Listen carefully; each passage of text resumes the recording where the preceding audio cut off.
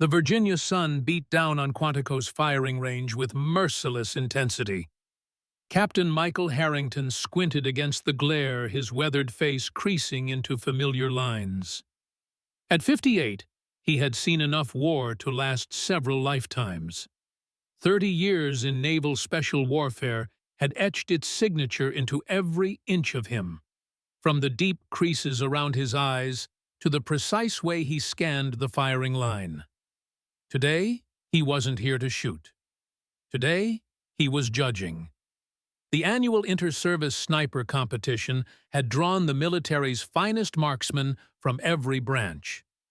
Marines strutted with the cocksure confidence bred by 2 centuries of tradition.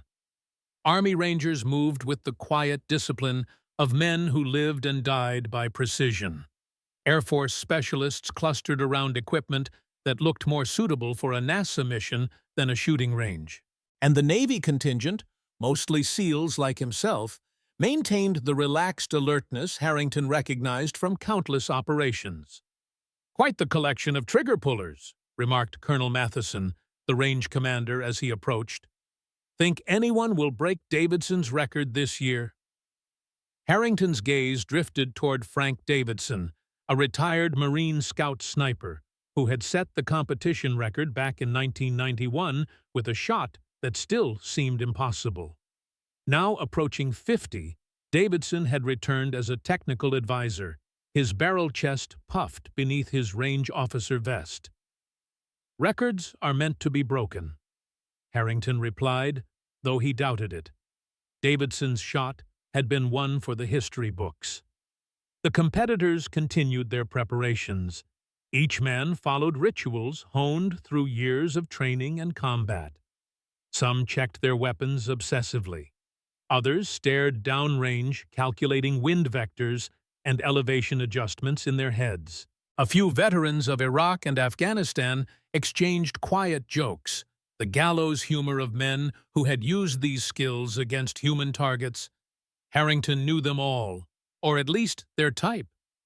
In 3 decades of special operations, he had served alongside marksmen from every branch. He could predict their shooting styles, their strengths, their weaknesses. There would be no surprises today. And then she arrived. The woman who walked onto the range carried herself with a quiet confidence that immediately drew Harrington's attention. She appeared to be in her late 20s, with shoulder-length brown hair pulled back in a practical ponytail. Her movements were economical, precise, nothing wasted, nothing for show. She wore standard-issue BDUs with no unit insignia, but something in her bearing told Harrington she was no ordinary soldier. The woman began assembling a Barrett M82A1, the massive 50-caliber rifle, looking almost comically large in her hands. Yet she handled each component with the familiarity of a concert pianist touching beloved keys. "Who the hell is that?" Davidson muttered, materializing at Harrington's side, his face darkening as he watched. Colonel Matheson consulted his clipboard. "Rebecca Collins, Army, listed as attached to Training Group Delta." Davidson snorted. "Training Group Delta, never heard of it. And since when do we let women compete in Tier 1 sniper trials?"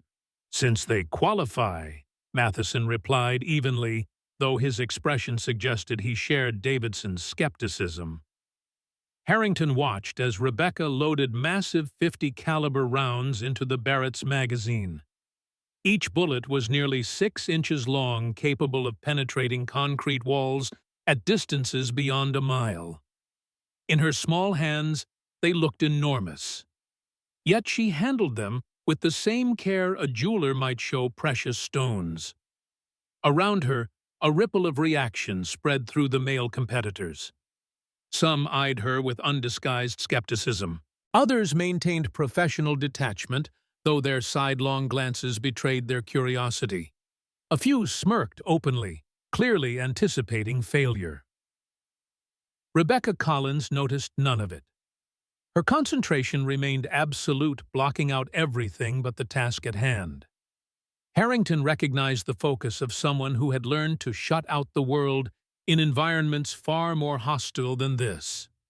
As the range officer called for attention, explaining the day's challenges, Harrington found himself unexpectedly intrigued. Who was this woman? What unit had trained her? More importantly, what real-world experience lay behind that focused gaze? First round 800 meters, the range officer announced. Standard target 3 shots for grouping. Shooters to your positions. Rebecca Collins settled behind her Barrett, with fluid motion, her body forming a perfect shooting platform. Even from a distance, Harrington could see her breathing shift into the controlled rhythm of an experienced marksman. Davidson leaned close to Harrington. "This ought to be entertaining." Harrington didn't reply. Something about Rebecca Collins had triggered his instincts, the same instincts that had kept him alive through countless operations from Desert Storm to the mountains of Afghanistan. This woman was not what she seemed. The first competitors took their shots.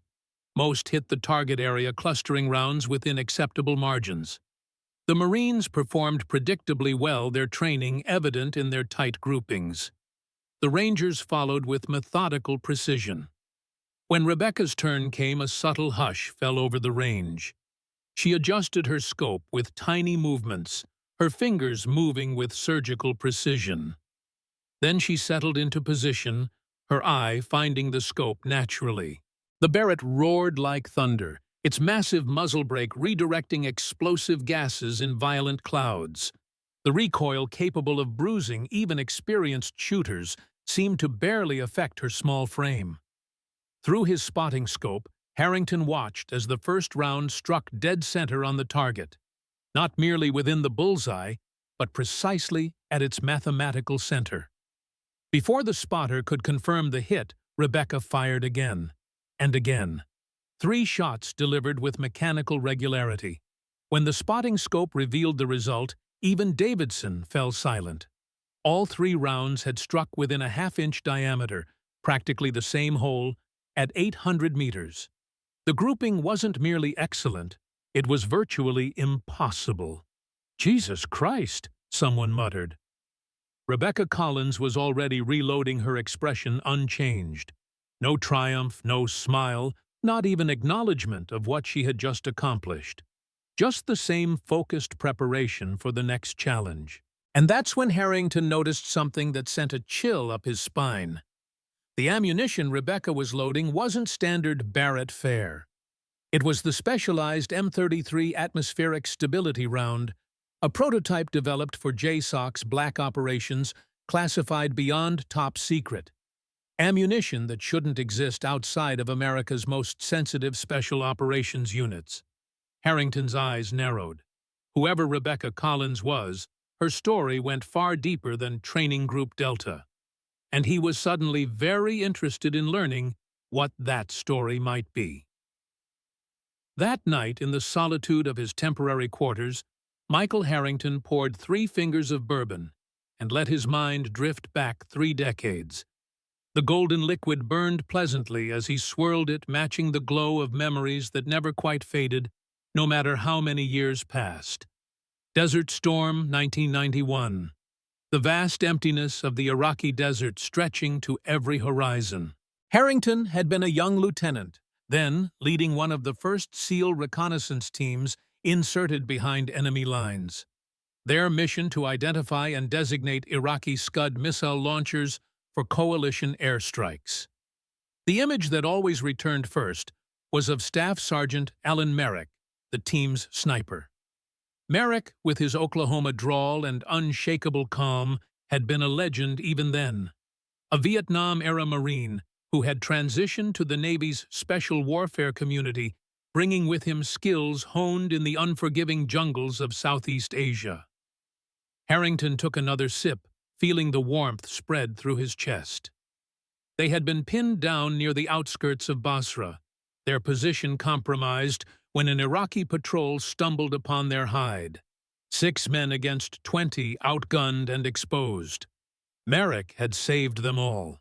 Moving to a flanking position, he had systematically eliminated the Iraqi patrol's officers using his Macmillan M87R, one shot per target each, finding its mark despite swirling sandstorm conditions at ranges exceeding 600 meters. By the time the remaining Iraqi soldiers realized what was happening, Harrington had repositioned the team and completed the extraction. But it was the next mission that haunted him.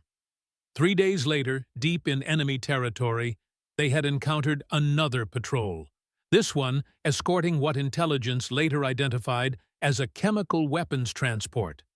Their orders had been clear, confirm, and destroy, regardless of collateral damage. Merrick had set up on a ridgeline calculating wind temperature and elevation with the same methodical precision Harrington had witnessed today in Rebecca Collins. The shot was at extreme range, 700 meters against a moving target. Beyond the effective limits of their equipment, but Merrick had insisted he could make it. "I can hit that driver clean," he had said, his eye never leaving the scope. "One shot, one kill. No need for an airstrike that might rupture those containers." Harrington had given the authorization. It was the right call. Minimize the risk of chemical release, complete the mission with surgical precision rather than the hammer of air power. Merrick had fired. And missed. By inches. The ensuing firefight had cost them 2 team members and exposed their position to the entire Iraqi Republican Guard division stationed in the area. Only an emergency extraction under heavy air cover had saved the remaining team from capture or death. Merrick had never forgiven himself. He returned home after the war, but something essential had broken inside him. 6 months later, he ate his service pistol in the garage of his San Diego home. The note he left was simple: "I missed." Harrington drained his glass, feeling the familiar weight of command decisions made decades ago. He had reviewed that mission 1,000 times in his mind. The conditions had been at the extreme edge of possibility, windage shifting unpredictably, heat mirages distorting the target image equipment, operating beyond design parameters. No reasonable commander would have blamed Merrick for missing, but snipers like Merrick didn't operate on reasonability. They lived in a world of absolute precision, where fractions of an inch meant the difference between mission success and failure, between life and death. A world where almost wasn't good enough. Today, watching Rebecca Collins shoot Harrington had recognized the same preternatural focus he had seen in Merrick, the same mechanical precision, the same complete immersion in the art and science of delivering a precisely calculated projectile to an exactly designated point in space. He poured another drink and opened his laptop. His security clearance still carried significant weight, despite his semi-retired status as a training consultant.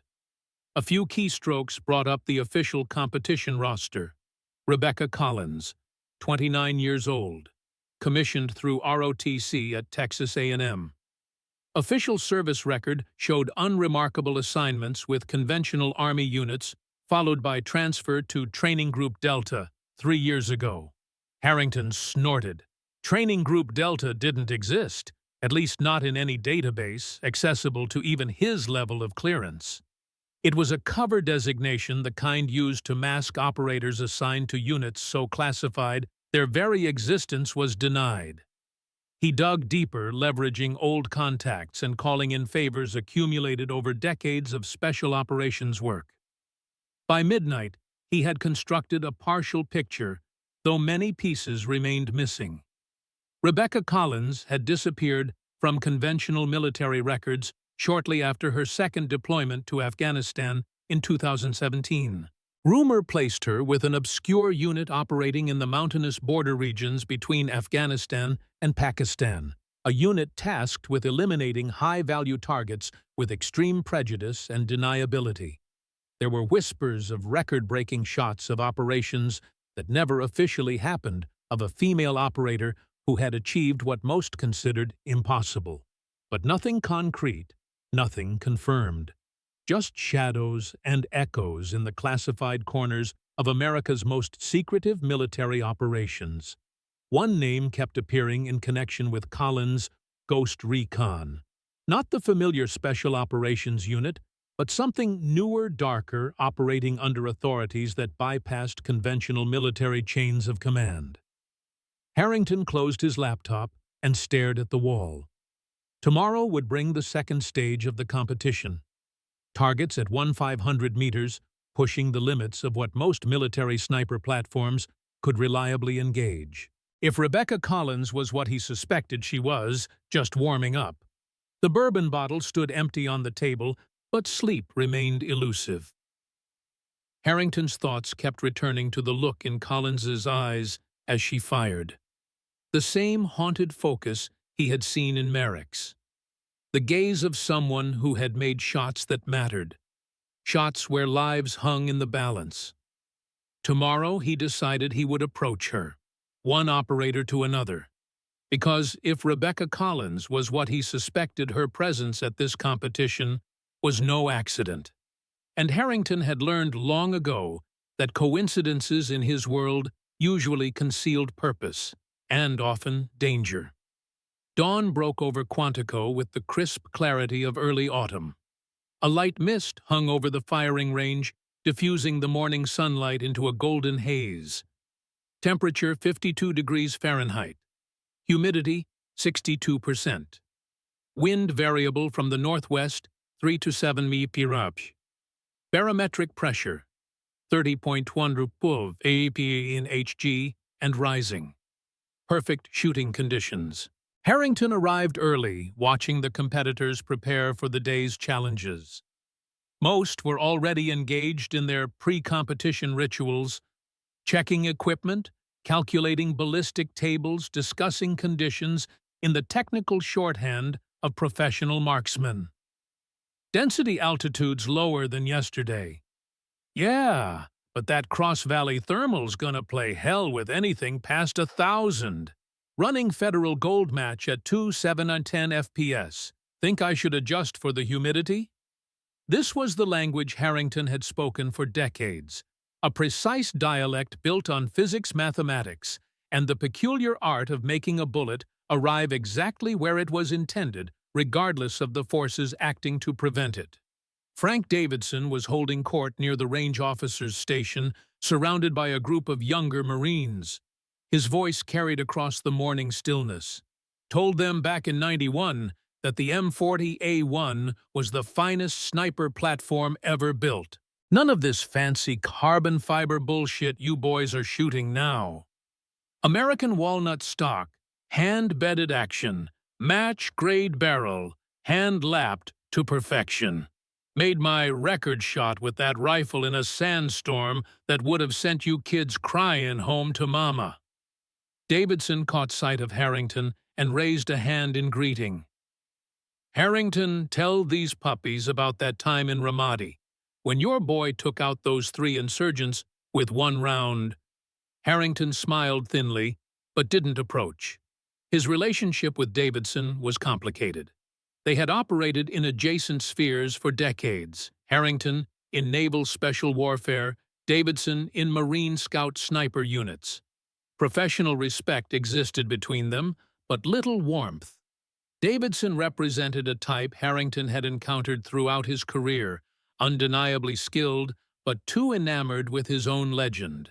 His attention shifted to Rebecca Collins, who stood apart from the other competitors, methodically preparing her rifle. Unlike yesterday, she had switched from the Barrett to a more conventional platform, a Remington MSR chambered in .338 Lapua Magnum, the current standard for military snipers operating at extended ranges. Collins worked with focused precision, her movements economical and practiced. She checked the torque on each mounting screw, confirmed the proper seating of her scope, and tested the trigger pull with a gauge. Every aspect of her preparation spoke of thousands of hours of practice, but also of lessons learned in environments where mistakes had consequences beyond a missed target. As the competitors moved toward the firing line for the morning briefing, Harrington intercepted her. Ms. Collins, he said quietly, Captain Harrington, USN, I was impressed with your shooting yesterday. Her eyes met his, hazel, clear, and evaluating. Not hostile, but not particularly welcoming either. Thank you, Captain. Her voice was soft, but precise, with a subtle Texas accent. Just doing what I was trained to do. M33 rounds, he said, keeping his voice low. Interesting choice for a competition. Not many people have access to that ammunition. Something flickered behind her eyes. Recognition, perhaps, or wariness. She knew he had identified something significant.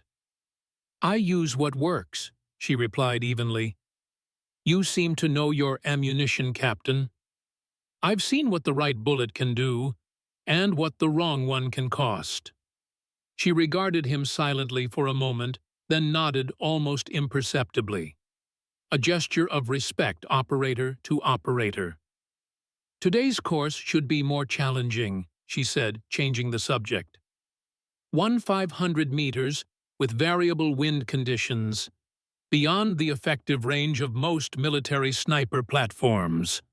Collins smiled slightly. Most? Before Harrington could respond, the range officer's whistle cut through the morning air, calling the competitors to the briefing area. Collins nodded a polite goodbye and moved away, her rifle cradled in her arms like an extension of her body. Davidson appeared at Harrington's side, watching Collins walk away. Making friends with the Girl Scout. She's no Girl Scout, Frank. No. What is she, then? Harrington considered how much to say. Someone who's probably made shots that matter. Davidson snorted. In training scenarios, maybe. Real combat's different. Yes, Harrington agreed quietly. It is. The morning briefing outlined the day's challenge. Targets positioned at 1,500 meters, nearly a mile, with electronic scoring to measure precision. 3 shots per competitor with wind conditions deliberately variable due to the range's position between 2 valleys. Success at this distance required not merely technical skill, but an almost preternatural ability to read environmental conditions. The first competitors struggled. Even experienced snipers found their rounds impacted wide of center mass, affected by shifting winds that defied prediction. The best managed to keep their shots within an acceptable combat grouping, meaning they would have hit a human-sized target if not precisely where they aimed. Davidson, shooting as a demonstration rather than in competition, delivered a respectable performance. All 3 rounds within an 8-inch circle at 1,500 meters, good enough to kill, if not to impress. When Rebecca Collins took her position, a subtle hush fell over the range. Her performance yesterday had established expectations. Now she faced a challenge that pushed against the limits of ballistic possibility. Through his spotting scope, Harrington watched her preparation. Unlike the other shooters, she spent long minutes simply observing, watching grass movement, heat mirages, the subtle shift of dust particles in sunlight, reading the environment like a text written in a language only she understood. Her first shot broke the morning stillness with the distinctive crack of the .338 Lapua. Through the spotting scope, Harrington saw the round strike, dead center. Perfect. Her second shot followed after precisely 30 seconds. Again, center mass less than an inch from the first impact. For her third shot, conditions changed. A sudden gust swept across the valley, the kind of unpredictable wind shift that could push a bullet several feet off target at this distance. Most shooters would have waited for conditions to stabilize. Collins fired immediately, as if the wind gust was exactly what she had been waiting for. The result left the spotters muttering in disbelief, all 3 shots touching, forming a clover pattern at the exact center of the target. At 1,500 meters in variable conditions, it wasn't merely impressive, it bordered on impossible. Bullshit! Davidson said loudly, no longer bothering to mask his hostility. Nobody shoots groups like that at this distance. Not with these wind conditions. Collins ignored him, already breaking down her rifle with the same methodical precision she applied to everything.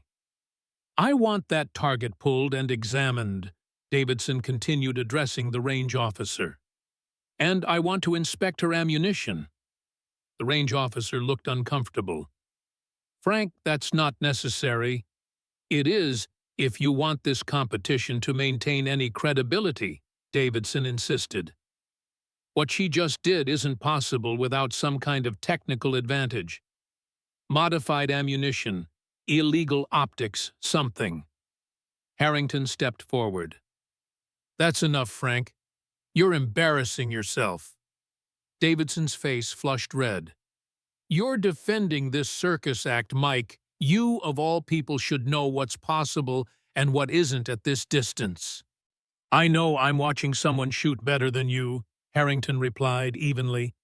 And I know that doesn't give you the right to throw accusations without evidence. A tense silence fell over the range. Other competitors watched with uncomfortable expressions, caught between professional courtesy and their own doubts about what they had just witnessed. The range officer cleared his throat. Let's take a short break before the next relay. As the crowd dispersed, Harrington saw Rebecca Collins standing apart, her rifle case packed and secured. She met his gaze across the distance, her expression unreadable. Then she turned and walked toward the observation hill that overlooked the range complex. Making a decision, Harrington followed. The observation hill provided a commanding view of Quantico's vast training grounds. To the east lay the infiltration courses, where generations of Marines had learned to move unseen through hostile territory. To the west spread the urban combat facility, its mock buildings forming a ghostly approximation of a Middle Eastern town. And to the north, barely visible in the distance, stood the classified facilities where America's most elite special operations units conducted training too sensitive for public acknowledgement. Rebecca Collins stood at the edge of the hill, gazing north. She seemed unsurprised when Harrington joined her. Davidson's always been an asshole, Harrington said by way of greeting. But he's not entirely wrong. What you did down there pushes the boundaries of what's considered possible. Collins remained silent for a long moment, then spoke without turning. Boundaries are artificial constructs, Captain.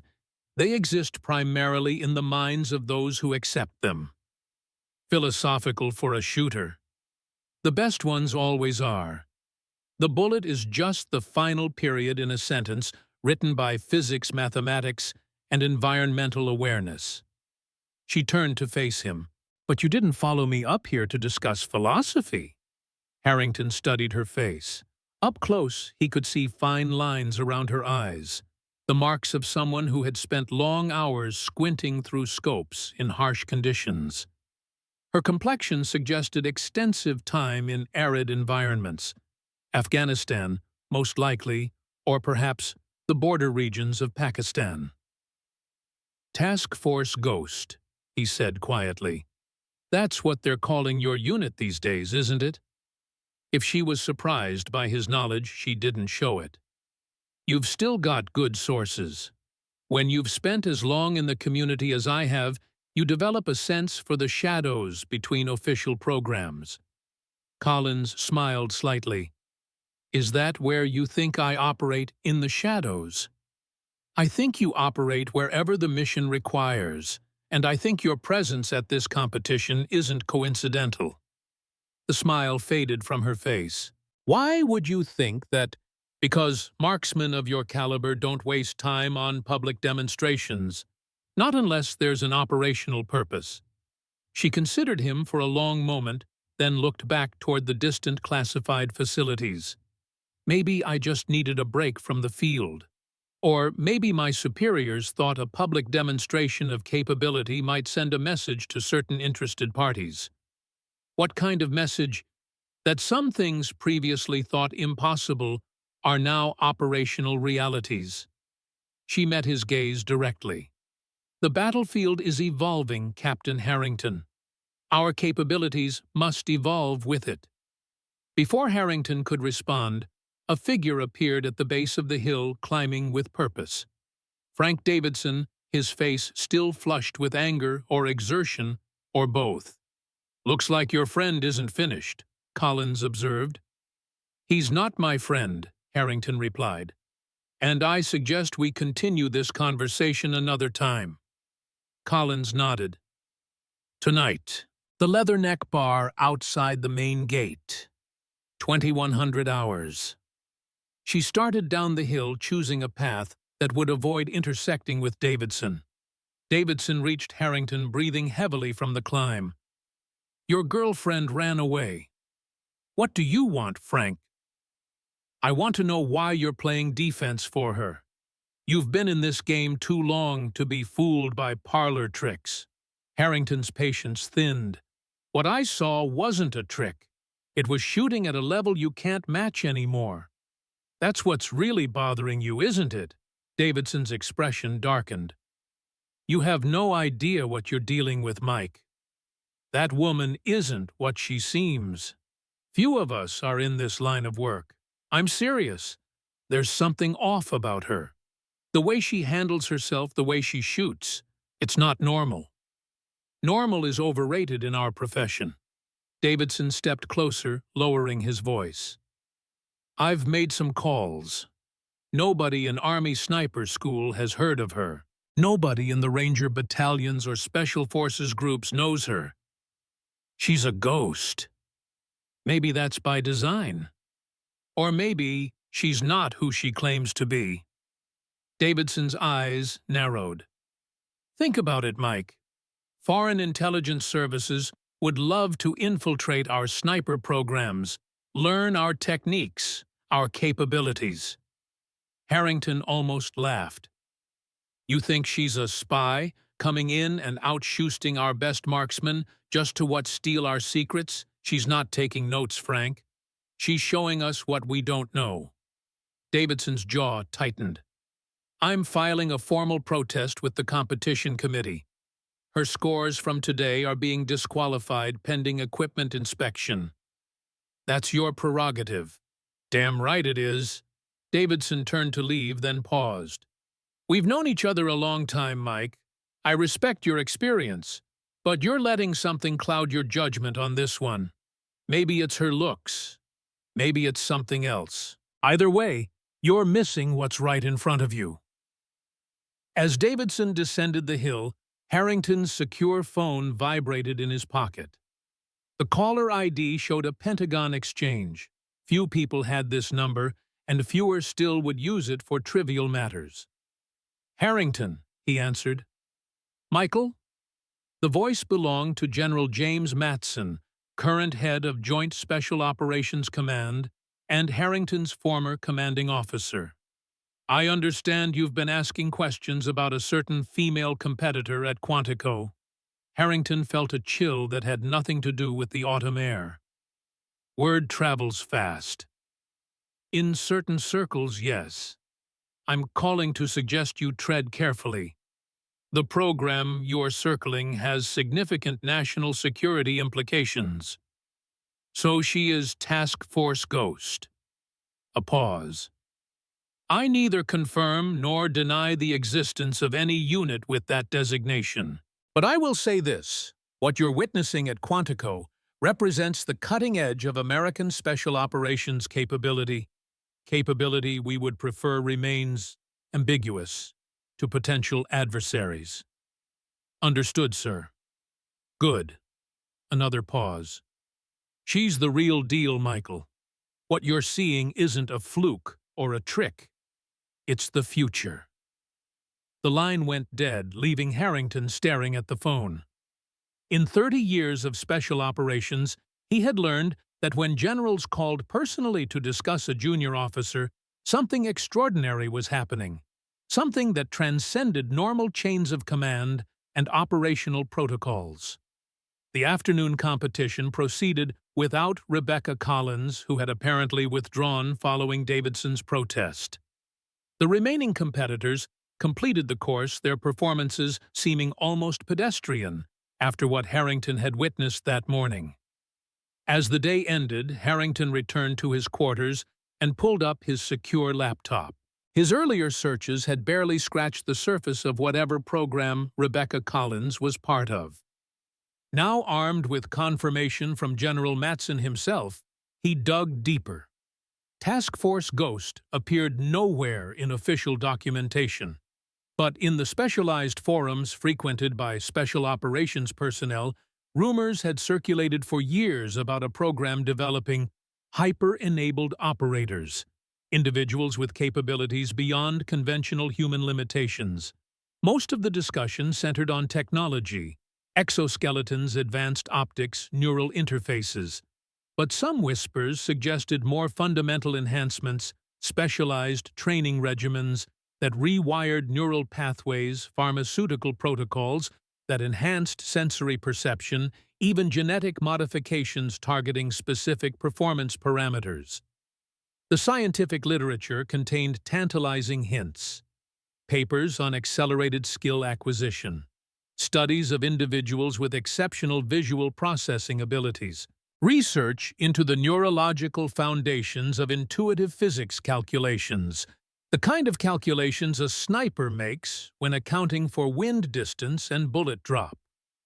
By evening, Harrington had assembled a speculative picture of what Task Force Ghost might represent: a program to identify individuals with exceptional natural abilities and enhance those abilities through specialized training and possibly medical intervention. Not super soldiers from science fiction, but human beings operating at the outer limits of natural capability. If Rebecca Collins was a product of such a program, her performance made more sense. Not impossible, but exceptional. Beyond what conventional training could produce, but still within the realm of human potential. At 20:45 hours, Harrington left for the Leatherneck Bar, his mind filled with questions that only Rebecca Collins could answer.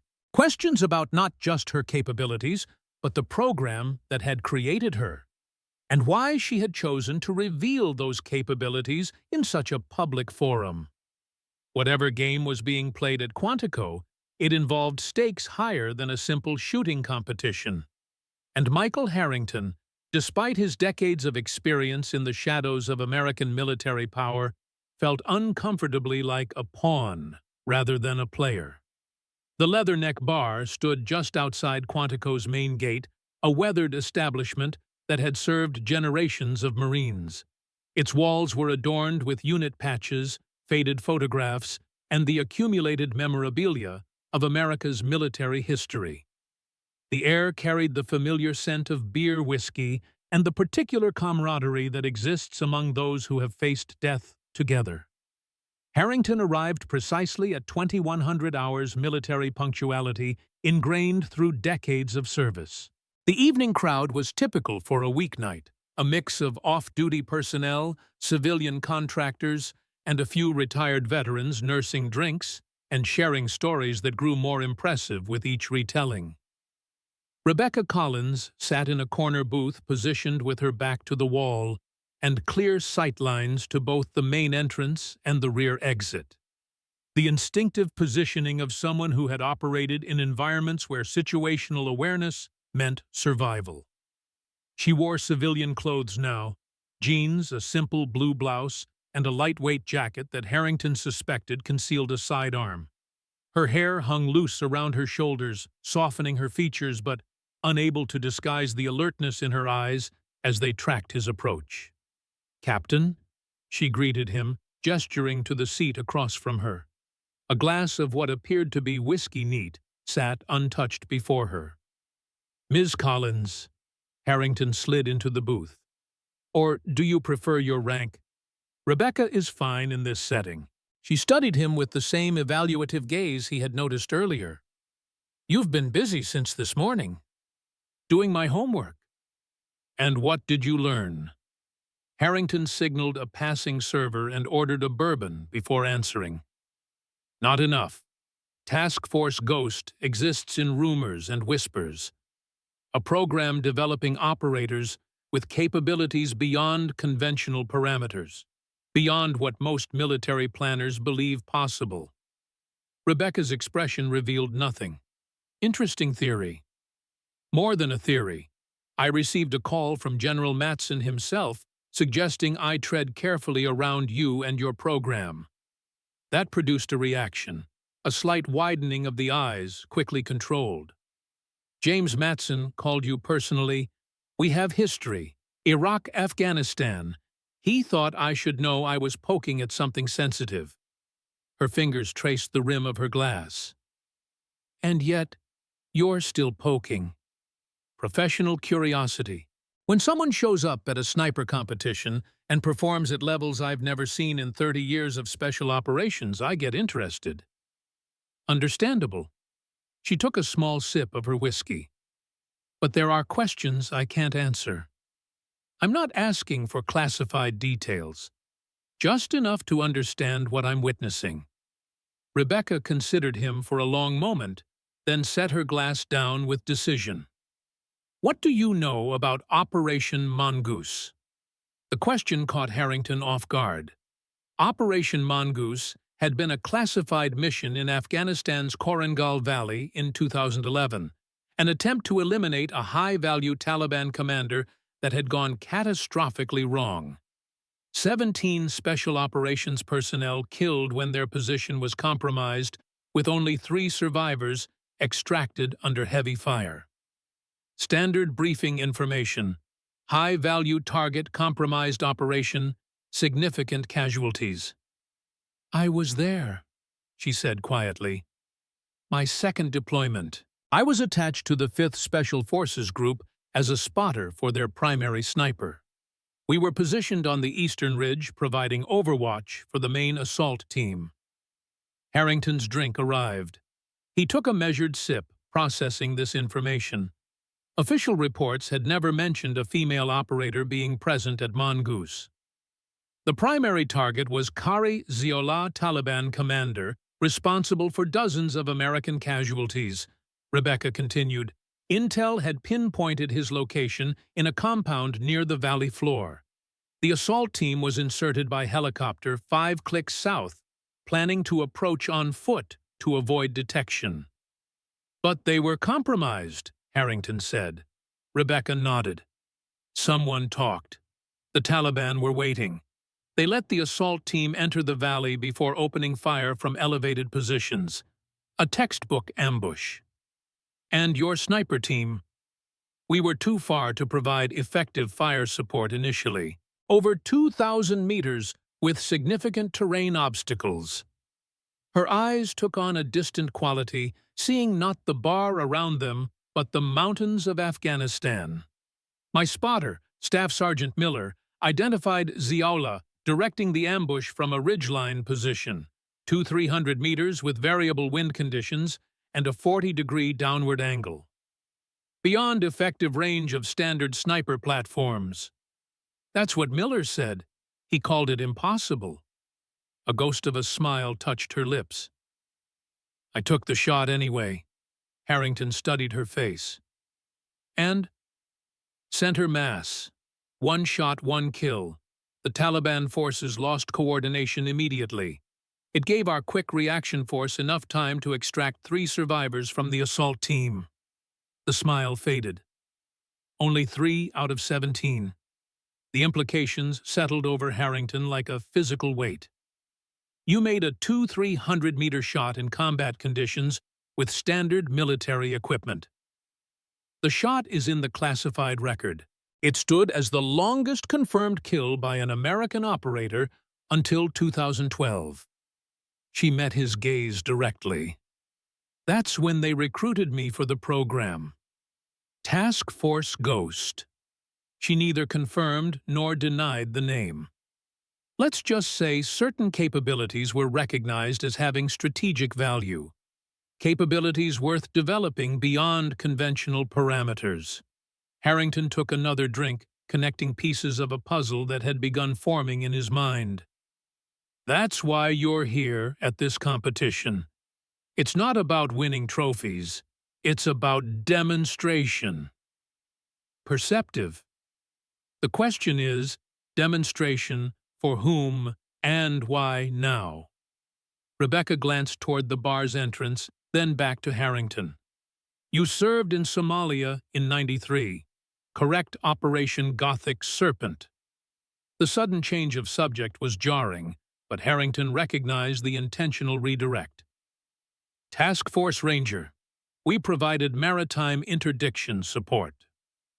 Then you know how quickly an operation can go sideways, how a simple demonstration of capability can turn into a catastrophic failure. Black Hawk down, Harrington said quietly. What's your point? My point is that sometimes capabilities need to be validated in controlled environments before they're deployed in situations where lives hang in the balance. She leaned forward slightly. Tomorrow's competition includes moving targets at 2,000 meters, targets that simulate the speed and erratic movement patterns of human subjects. Understanding dawned. This isn't just a competition for you. It's a field test. Rebecca didn't respond directly. Instead, she asked, have you heard about the situation developing in the Hindu Kush? The high-value target that's evaded 3 separate capture attempts. Harrington had. Intelligence reports indicated a significant terrorist leader had established a base of operations in the mountainous border region between Afghanistan and Pakistan. 3 special operations missions had failed to capture or eliminate him, resulting in American casualties each time. They're planning another attempt, he said, connecting the dots. Planning requires confidence in capabilities, she replied, especially when those capabilities push beyond conventional parameters. The implications were clear. Task Force Ghost, or whatever the program was officially designated, had developed sniper capabilities exceeding anything previously demonstrated in combat operations. Rebecca Collins was their premier operator, and her performance at Quantico was a demonstration intended to build confidence for an upcoming high-stakes mission. Davidson's protest, Harrington said suddenly. It complicates your demonstration. Yes, a flash of annoyance crossed her face. His insistence on equipment inspection threatens to expose certain modifications that aren't ready for public disclosure. What kind of modifications? Rebecca hesitated, then appeared to make a decision. Specialized ammunition with computer-calculated ballistic coefficients unique to each firing condition. Scope technology that accounts for minute atmospheric variations in real time. Targeting systems that interface directly with the shooter's neurological processes. That sounds like science fiction. 5 years ago it was. Now it's operational reality. She fixed him with an intense gaze. The battlefield is evolving, Captain Harrington. Our adversaries are developing similar capabilities. The next generation of conflict will be fought at distances and with precision that would have seemed impossible to previous generations. Harrington absorbed this information, his mind racing with implications. And Davidson? What's his role in all this? Something darkened in Rebecca's expression. Frank Davidson isn't just a retired Marine with an ego problem.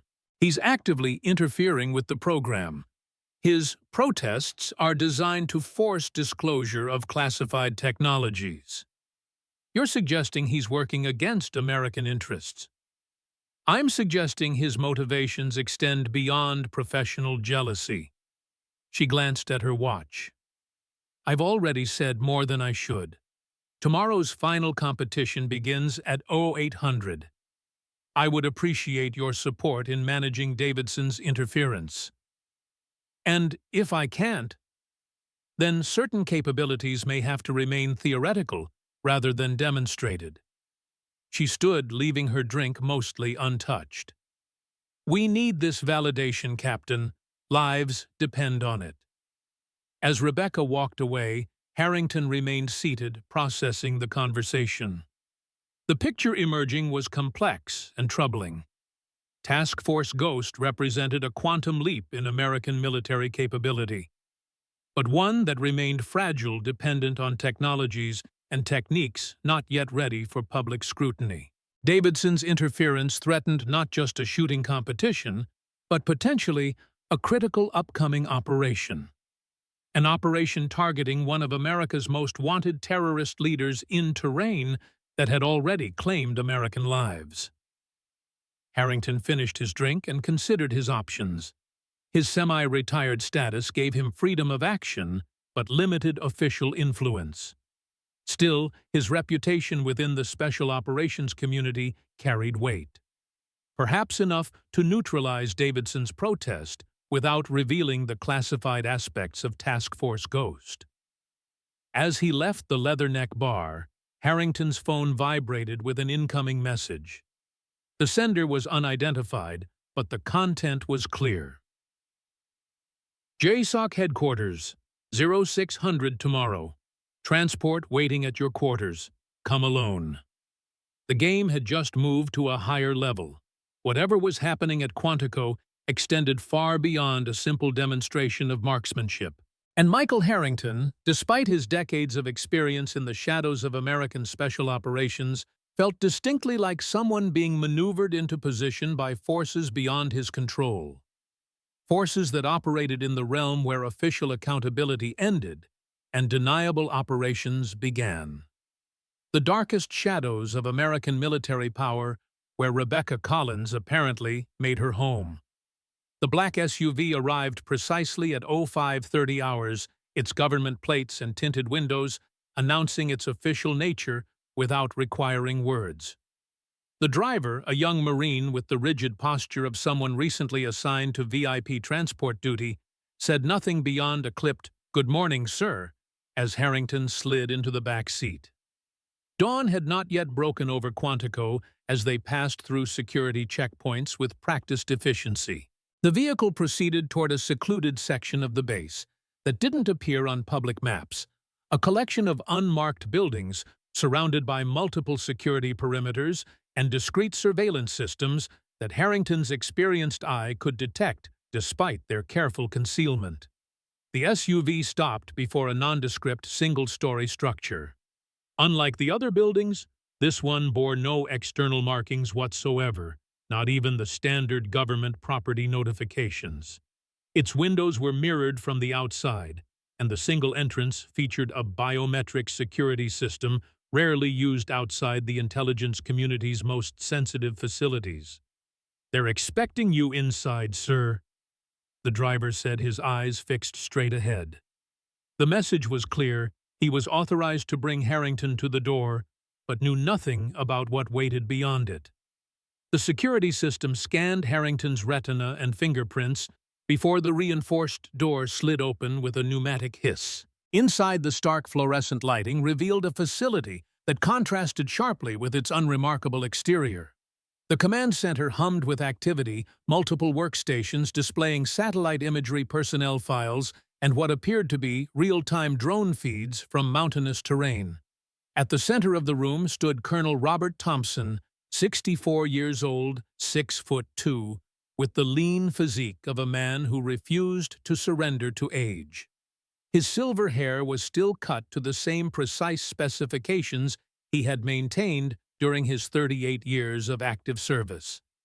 Though officially retired from Delta Force for the past 6 years, Thompson's presence in this classified facility confirmed what many in special operations circles had long suspected: some operators never truly left the game.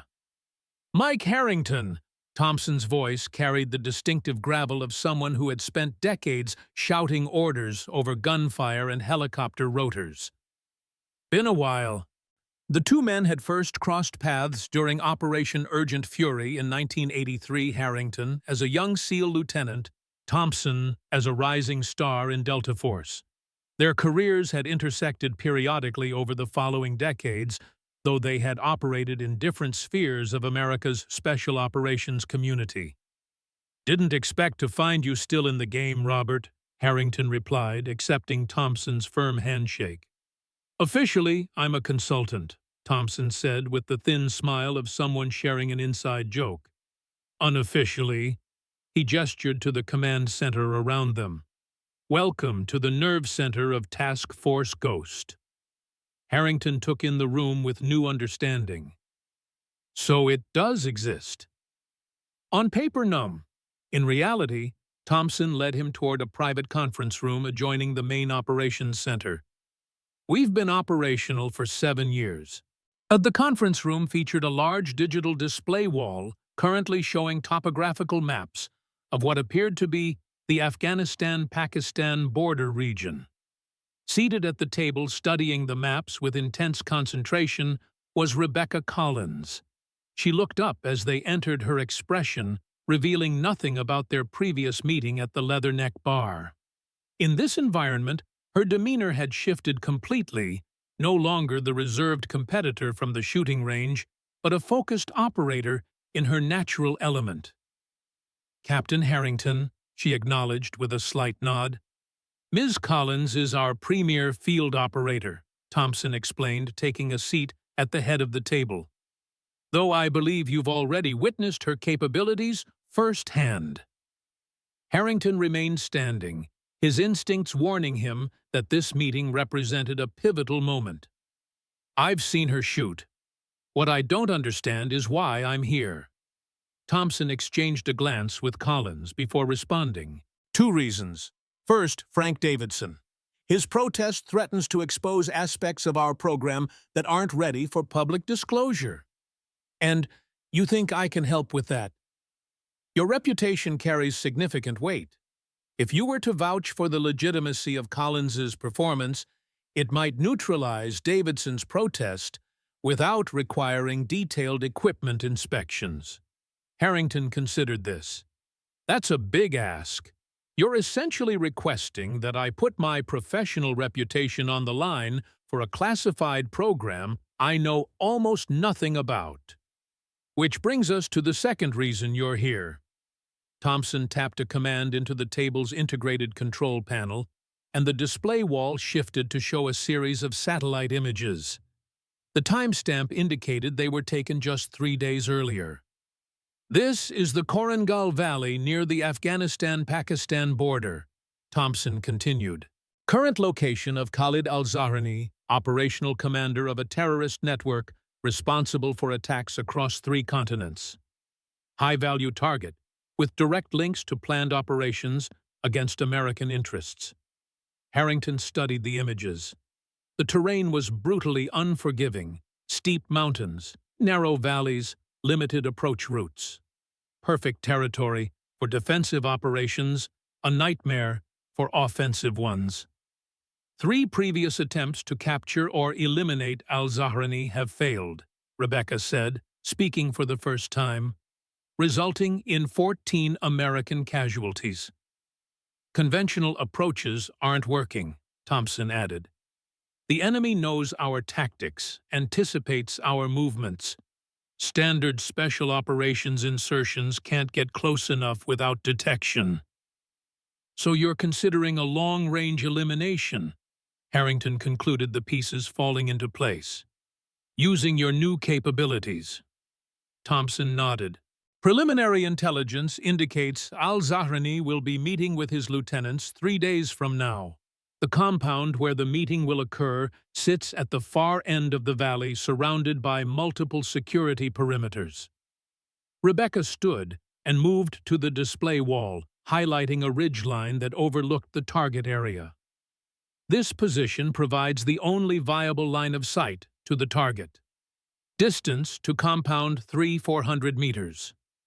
The number hung in the air like a challenge. Even with the most advanced sniper systems in the world, a shot at that distance approached the theoretical limits of ballistic physics. Variables including wind speed, humidity, temperature gradients, and the Coriolis effect made accuracy nearly impossible to guarantee. "That's beyond the effective range of any sniper platform in our inventory," Harrington observed. "Standard inventory, yes," Thompson agreed. "But Ms. Collins isn't using standard equipment, and her capabilities exceed standard parameters." Rebecca returned to her seat. "The competition at Quantico was designed to validate those capabilities under controlled conditions before deployment. The moving target trials today are particularly critical. They simulate the unpredictability of human movement at extreme distance. And Davidson's protest threatens this validation, Harrington said, understanding the situation more clearly. Thompson leaned forward, his expression grave. Mike, I'll be direct. Davidson isn't just a problem because of his protest. We have reason to believe he's actively working against American interests. That's a serious accusation. We've been monitoring his communications. After his retirement from the Marines, he established connections with private military contractors operating in gray areas of international law. Some of these contractors maintain relationships with foreign intelligence services. Rebecca slid a file across the table. 2 months ago, Davidson traveled to Dubai for what he claimed was a shooting exhibition. During that trip, he met with representatives of an organization that has directly financed al-Zahrani's network. Harrington opened the file, studying surveillance photos showing Davidson meeting with men whose faces had been identified with names and organizational affiliations. The evidence was circumstantial, but troubling. "You think he's compromised," Harrington said. "We think he's aware of our operation and deliberately attempting to disrupt it," Thompson corrected. "Whether for money or ideology remains unclear. And you need my help to neutralize his interference." "Precisely." Thompson's gaze was unwavering. "The final day of competition begins in 2 hours. Davidson will be there pushing for equipment inspections that could expose classified technology. Your endorsement could prevent that exposure while allowing us to complete the validation necessary for the upcoming mission." Harrington closed the file, his mind working through the implications. "If I do this, I want full visibility.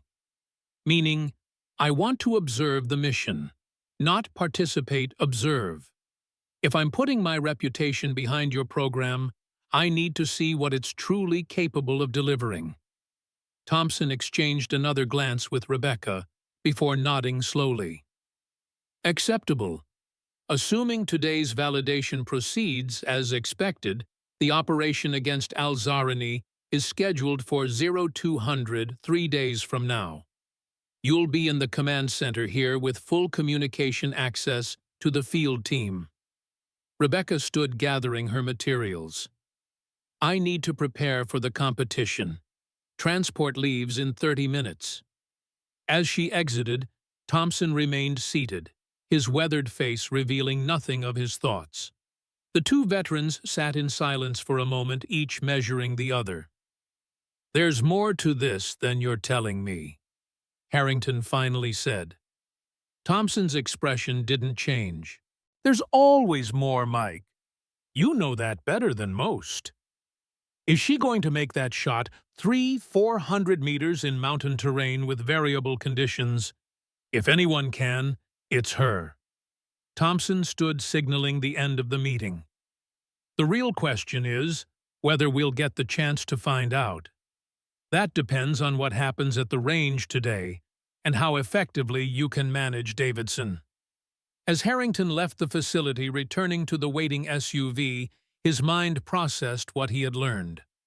Task Force Ghost was real, a classified program developing unprecedented long-range elimination capabilities. Rebecca Collins was their premier operator with skills pushing the boundaries of human potential. And Frank Davidson, for reasons still unclear, represented a threat to both the program and an upcoming high-stakes operation. By involving Harrington, Thompson had effectively drawn him into this shadow conflict. His actions today would influence not just a shooting competition, but potentially the success or failure of a mission targeting one of America's most wanted terrorist leaders. The weight of that responsibility settled on his shoulders as the SUV carried him back toward the Quantico firing range, where the final act of this complex drama would soon unfold. Morning sunlight painted the Quantico firing range in deceptive tranquility. A light breeze rippled through the tall grass at the edges of the cleared zones, creating shifting patterns that experienced shooters recognized as visual representations of the invisible forces that would carry or divert their bullets over extreme distances. Harrington arrived as competitors were beginning their preparations for the day's challenges. The atmosphere had changed from previous days, the camaraderie of professional competition hardening into something more intense. Word of Rebecca Collins's extraordinary performance had spread, creating ripples of admiration, skepticism, and, in some cases, resentment. Frank Davidson stood near the range officer's station, engaged in animated conversation with competition officials. His aggressive gestures and the officials' defensive postures told Harrington all he needed to know about the nature of their discussion. Davidson was pushing hard for his protest to be upheld. Rebecca Collins had already established her position, setting up not with the Barrett 50 caliber or the Remington MSR she had used previously, but with a weapon system Harrington didn't recognize. The rifle's configuration suggested a custom-built platform incorporating elements from multiple established designs, but with modifications that appeared both subtle and significant. As Harrington approached, he noted the distinctive chassis similar to the Chaytak M200 intervention, but with proprietary adjustments to the stock barrel and feeding system. The scope wasn't commercial or standard military issue, its housing featured no manufacturer markings, and appeared to incorporate electronic systems beyond conventional optics. "New toy?" Harrington asked, crouching beside her position. Rebecca continued her preparations without looking up. "Prototype, single production unit." "Davidson's making noise about equipment inspections." "I know." She adjusted the scope with micrometer precision. "That's why you're here." Before Harrington could respond, the range officer called for attention. The day's challenge was announced: moving targets at 2,000 meters, simulating human-sized subjects moving at varying speeds across different terrain features. The targets would follow unpredictable patterns, requiring shooters to calculate not just current positions, but anticipated trajectories leading targets by precise margins that accounted for bullet flight time measured in seconds rather than fractions. "Competitors will have 3 attempts," the range officer explained. 1 shot per attempt.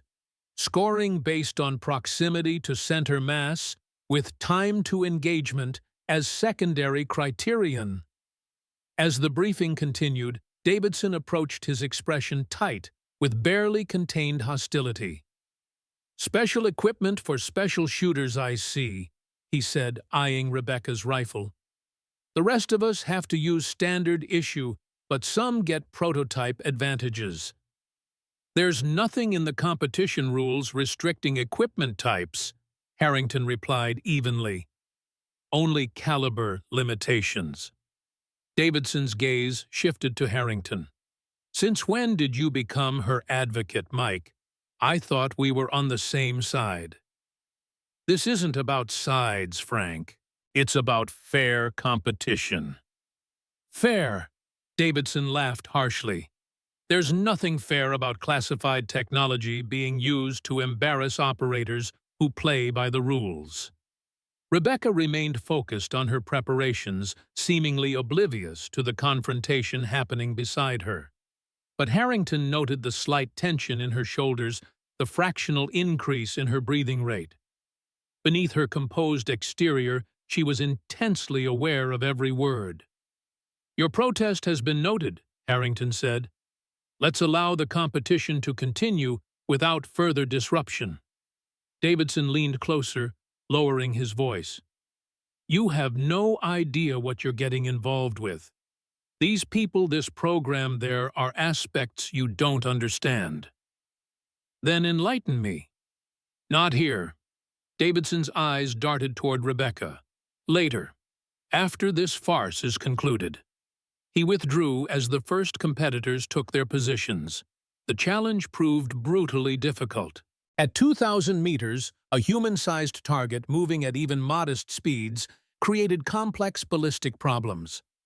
Bullet flight time at this distance approached 4 seconds, during which targets could change direction, speed, or elevation. Even experienced marksmen struggled with most shots striking wide of center mass or missing entirely. By mid-morning, no competitor had achieved better than peripheral hits on the moving targets. The difficulty wasn't just technical, but psychological. The brain's intuitive physics calculations, adequate for conventional distances, broke down when dealing with extreme range and extended flight time. When Rebecca's turn came, an expectant hush fell over the range. Her previous performances had established a standard that seemed impossible to maintain against these new challenges. Through his spotting scope, Harrington watched her preparation with renewed appreciation.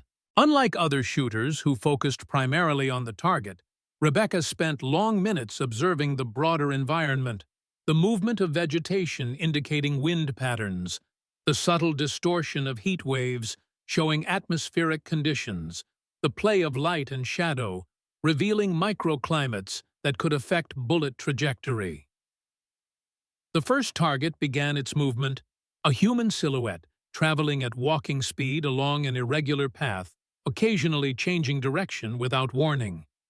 Rebecca tracked it through her scope with the fluid precision of a predator following prey. Her breathing settled into the controlled rhythm Harrington recognized from elite operators: 4 seconds in hold, 4 seconds out. Perfect stillness during the natural respiratory pause. The shot, when it came, seemed almost anticlimactic after such meticulous preparation. The rifle's report echoed across the range, the proprietary suppression system modulating its acoustic signature to something unlike standard weapons. 4 seconds of silence followed the bullet's journey across space and time, feeling almost contemplative in its duration. Then impact dead center mass, despite the target having changed direction twice during the bullet's flight. Murmurs spread among the observers. Even experienced snipers struggled to comprehend how such a shot was possible. Hitting a moving target at 2,000 meters wasn't merely difficult. It approached the theoretical limits of human capability. The second and third targets presented even greater challenges: faster movement, more erratic patterns. Rebecca approached each with the same methodical preparation, taking slightly longer with each successive target, as if building complex mathematical models in her mind. Her results remained consistent: 3 shots, 3 center mass hits on moving targets at distances that conventional military doctrine classified as extreme or beyond effective range. As she secured her rifle after completing the course, Harrington noted Davidson watching from the range officer's station, his expression darkening with each successful shot. Whatever agenda drove his opposition to Rebecca and Task Force Ghost, today's demonstration had clearly intensified his determination. The competition concluded with Rebecca's performance standing as an outlier beyond statistical explanation. Other competitors, all expert marksmen with combat experience, had managed peripheral hits at best. Rebecca had achieved what most considered impossible: consistent precision against moving targets at distances where bullet flight time exceeded human reaction capability. As competitors dispersed, Davidson approached Harrington with renewed intensity. "We need to talk, privately." Harrington glanced toward Rebecca, who was engaged with range officials documenting her results. "Lead the way." Davidson guided him away from the firing line toward the perimeter of the range complex, checking periodically to ensure they weren't followed. His behavior, the constant environmental scanning, the indirect approach route, displayed the ingrained security consciousness of someone who believed he was under surveillance. When they reached a position sufficiently removed from potential observation, Davidson spoke in the measured tones of a man choosing words with extreme care.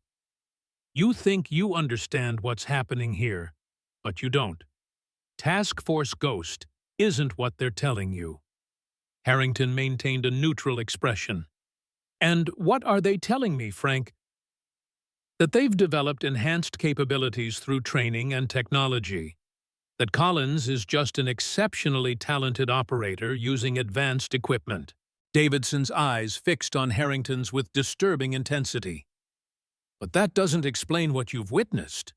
No amount of training produces what she demonstrated today.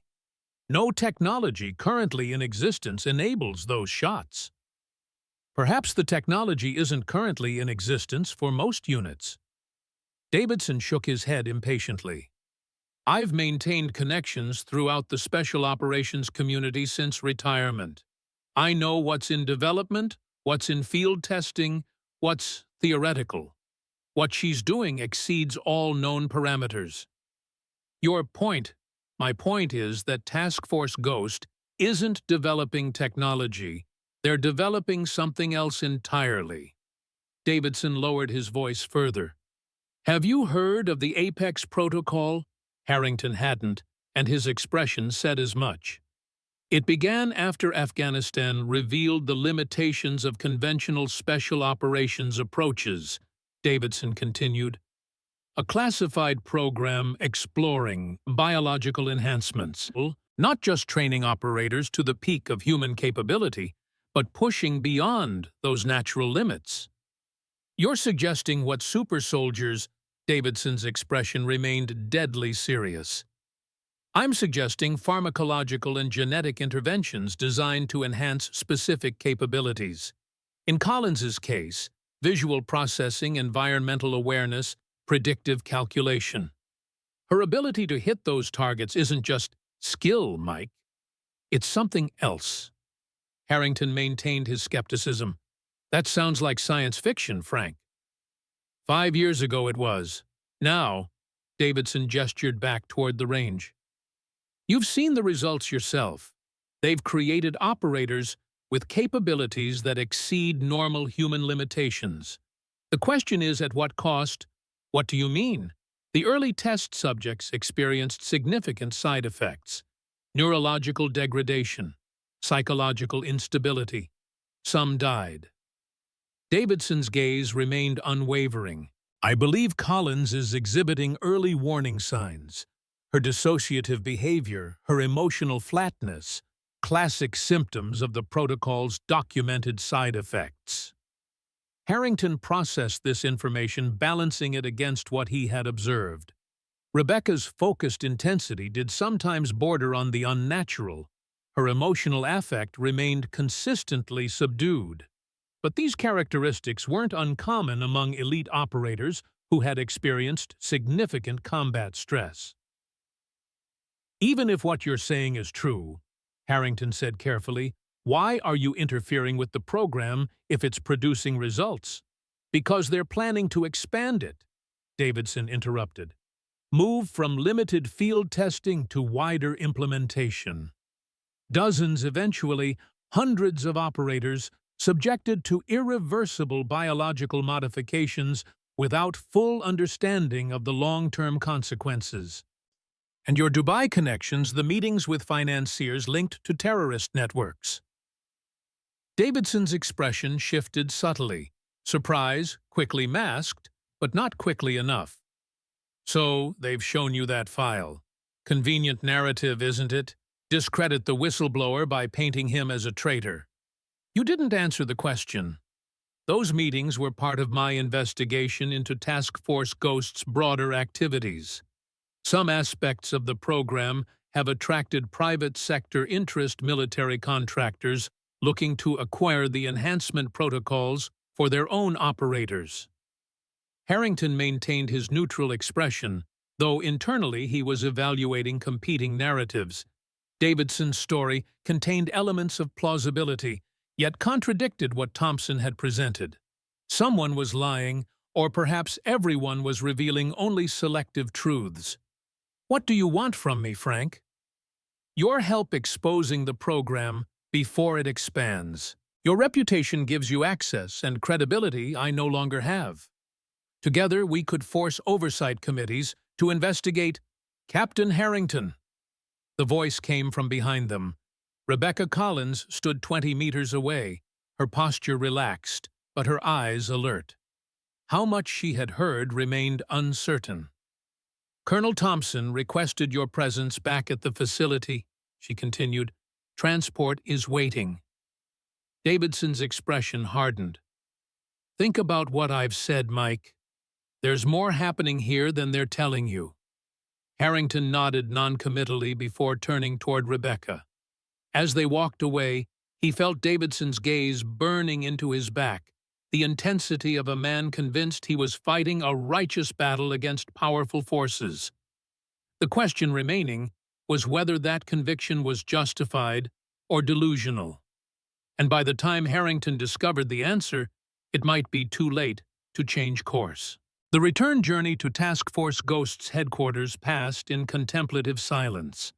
Rebecca drove personally rather than utilizing the military driver from earlier, her handling of the vehicle displaying the same precision that characterized her shooting, efficient, controlled, without wasted motion or effort.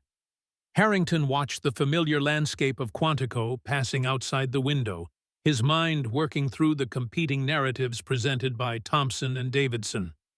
Decades of special operations experience had taught him that truth in the shadow world rarely aligned perfectly with any single perspective.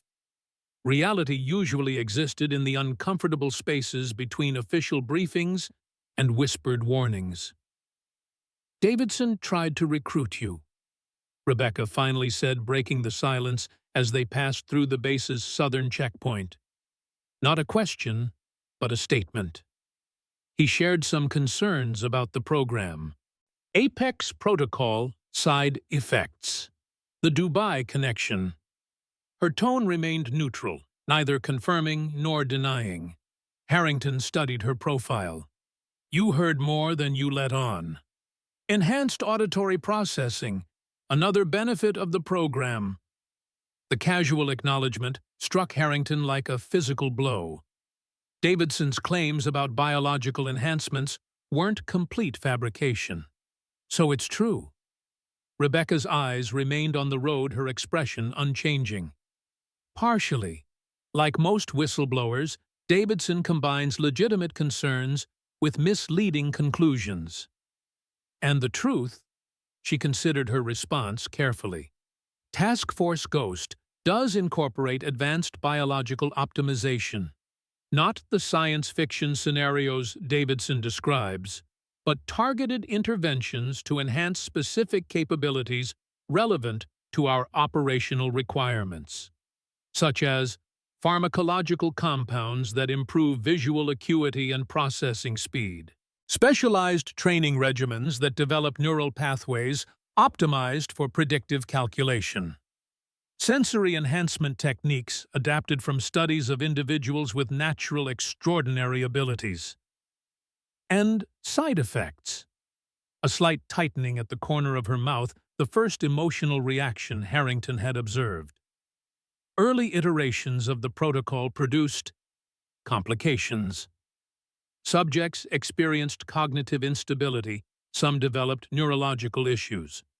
The program was temporarily suspended for refinement. And now, current protocols maintain enhanced capabilities while minimizing negative outcomes. Regular monitoring prevents progression of potential side effects.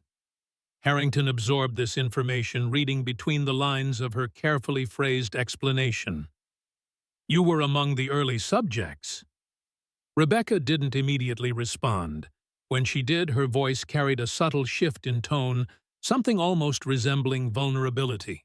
"I volunteered after Korengal, after watching 17 operators die because conventional capabilities couldn't meet operational requirements."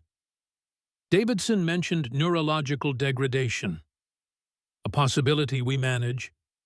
She turned the vehicle onto the unmarked road leading to the task force facility. "The real question isn't about side effects, Captain Harrington. It's about necessity. About whether the capability justifies the cost. Does it?" She parked the vehicle and turned to face him directly.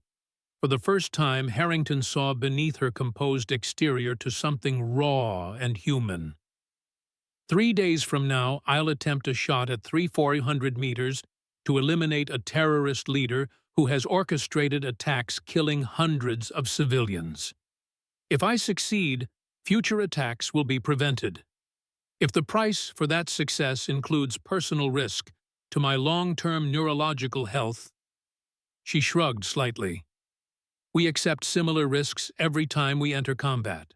The facility's security systems process their entry with the same efficiency as before. Inside the command center showed increased activity, with personnel preparing for what was clearly a major operation. Colonel Thompson waited in the conference room, accompanied by two individuals Harrington didn't recognize, a medical officer based on the insignia and a civilian whose bearing suggested intelligence community background. Our final validation exceeded expectations, Thompson began without preamble. Ms. Collins demonstrated consistent precision against moving targets at distances beyond conventional parameters. The operation against al-Zahrani proceeds as planned. The civilian, introduced only as Dr. Carter, opened a digital presentation displaying the operational area in extraordinary detail. Satellite reconnaissance confirms the meeting will occur at 0400 local time 3 days from now. Al-Zahrani will arrive with his security detail approximately 1 hour earlier, providing our optimal engagement window. The medical officer, a Lieutenant Colonel Pierce, continued with the aspects relevant to his domain. Atmospheric conditions in the target area present significant challenges. Temperature gradients across the valley create unpredictable air density variations. Wind patterns change dramatically based on time of day. The shot is at the extreme edge of theoretical possibility, Thompson acknowledged, but Ms. Collins has demonstrated capability beyond theoretical limits. Throughout this briefing, Rebecca remained silent, studying the environmental data with intense focus. Harrington recognized her expression. She was already calculating the shot, building mental models, incorporating every variable that would affect bullet trajectory over the enormous distance. "What about Davidson?" Harrington asked during a pause in the briefing. Thompson's expression darkened. "Security is monitoring his movements. His protest has been officially denied by competition authorities, thanks in part to your endorsement of the legitimacy of Ms. Collins's performance." He approached me with some concerning claims about the program. As expected, Thompson exchanged glances with Dr. Carter before continuing. "Davidson has personal reasons for opposing Task Force Ghost that go beyond professional concern or ethical considerations. He believes the program is rushing biological modifications without adequate understanding of long-term consequences. A convenient narrative that obscures his true motivations." Thompson nodded to Dr. Carter, who brought up a new file on the display. "Frank Davidson was considered for inclusion in the early stages of our program," Carter explained in the precise diction of a lifetime academic. "His sniper capabilities made him an ideal candidate. However, psychological screening revealed concerning patterns, narcissistic tendencies, authority issues, potential stability concerns. When he was rejected from the program, he began a systematic campaign to undermine it, including making contact with private military contractors interested in acquiring our methodologies," Thompson added. "His meetings in Dubai weren't investigative. They were exploratory, determining the market value of the information he could provide.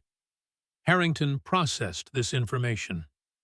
If that's true, why hasn't he been arrested? Insufficient evidence for prosecution. And more importantly, we've been monitoring his communications to identify his network." Thompson's expression was grim. "We believe he may have compromised operational security regarding the upcoming mission. Intelligence suggests al-Zahrani has received warning about a potential American operation." The implications settled heavily in the room. If Davidson had indeed leaked information, the mission against al-Zahrani faced significantly higher risks. The target might alter his schedule, enhance security measures, or set an ambush for inserting special operations teams. Which is why the long-range elimination option has become our primary approach, Thompson continued. Even with potential compromise, al-Zahrani likely won't anticipate our capability to engage from beyond 3,000 meters. His security preparations will focus on close and mid-range threats. The briefing continued with logistical details, insertion methods for the small team that would establish the firing position, emergency extraction protocols, communications procedures. Throughout, Rebecca remained focused on the environmental and ballistic data, occasionally asking questions about specific terrain features or atmospheric conditions. When the formal briefing concluded, Thompson dismissed the other personnel, leaving just himself, Rebecca and Harrington, in the conference room. "You've heard our perspective," Thompson said, "and Davidson's. What's your assessment, Mike?" Harrington considered the question carefully. "I think there's truth and omission on both sides. Davidson has legitimate concerns about the program's methods, even if his motivations are suspect. And I think you're downplaying the risks to your operators." Rebecca looked up from the data she'd been studying. "The risks were disclosed. We made informed choices." Were the early subjects really informed about potential neurological degradation, about psychological side effects? "We operated with the information available at the time," Thompson replied, his tone hardening slightly. "As the program evolved, so did our disclosure protocols." "And the current expansion Davidson mentioned." Thompson's eyes narrowed. "He told you about that. He suggested you're planning to move beyond limited field testing to wider implementation." A moment of silence as Thompson and Rebecca exchanged glances. "The success of operators like Ms. Collins has generated interest in expanding the program," Thompson finally acknowledged. "The capabilities demonstrated offer significant tactical advantages that could save American lives in future conflicts." "At what cost to the operators themselves?" "That's why the current operational validation is so critical," Rebecca interjected. "Success against al-Zahrani would provide compelling justification for continued development with appropriate safeguards." Harrington sensed the weight of what remained unspoken. Task Force Ghost existed in the shadowy boundary between military operations and classified human enhancement programs. Its future and the future of operators like Rebecca Collins hinged on demonstrating capabilities that justified the methods used to create them. The ethical complexities were formidable. If Davidson was correct about long-term neurological risks, the program might be sacrificing operators' futures for short-term tactical advantages. Yet, if Thompson and Rebecca were right about the immediate threat posed by targets like al-Zahrani, those tactical advantages might save countless innocent lives. "You'll have full access to the operation," Thompson said, breaking into Harrington's thoughts. "Observer status in the command center communication links to the field team. You'll see exactly what we can do and judge for yourself whether the capability justifies the program that developed it."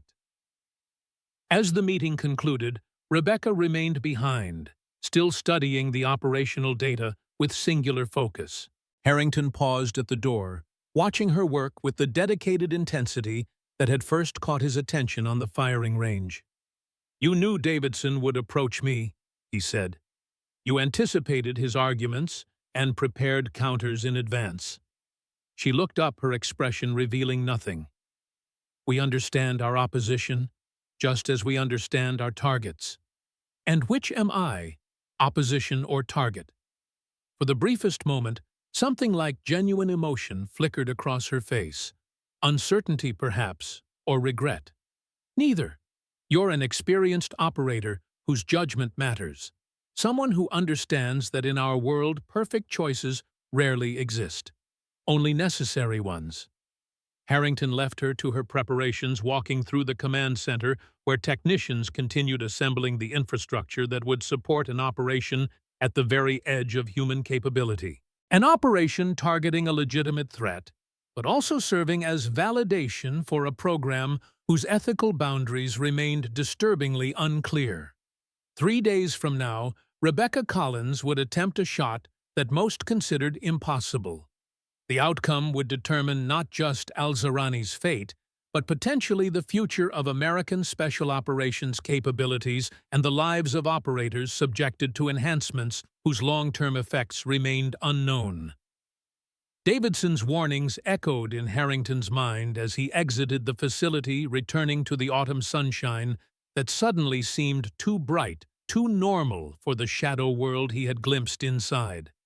A world where human capability was being pushed beyond natural limits, with consequences that might not become apparent until it was too late to reverse course.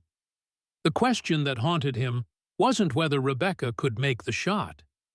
After what he had witnessed on the range, he had little doubt about her extraordinary capabilities. The real question was what making that shot would mean for her, for the program, and for the future of warfare itself.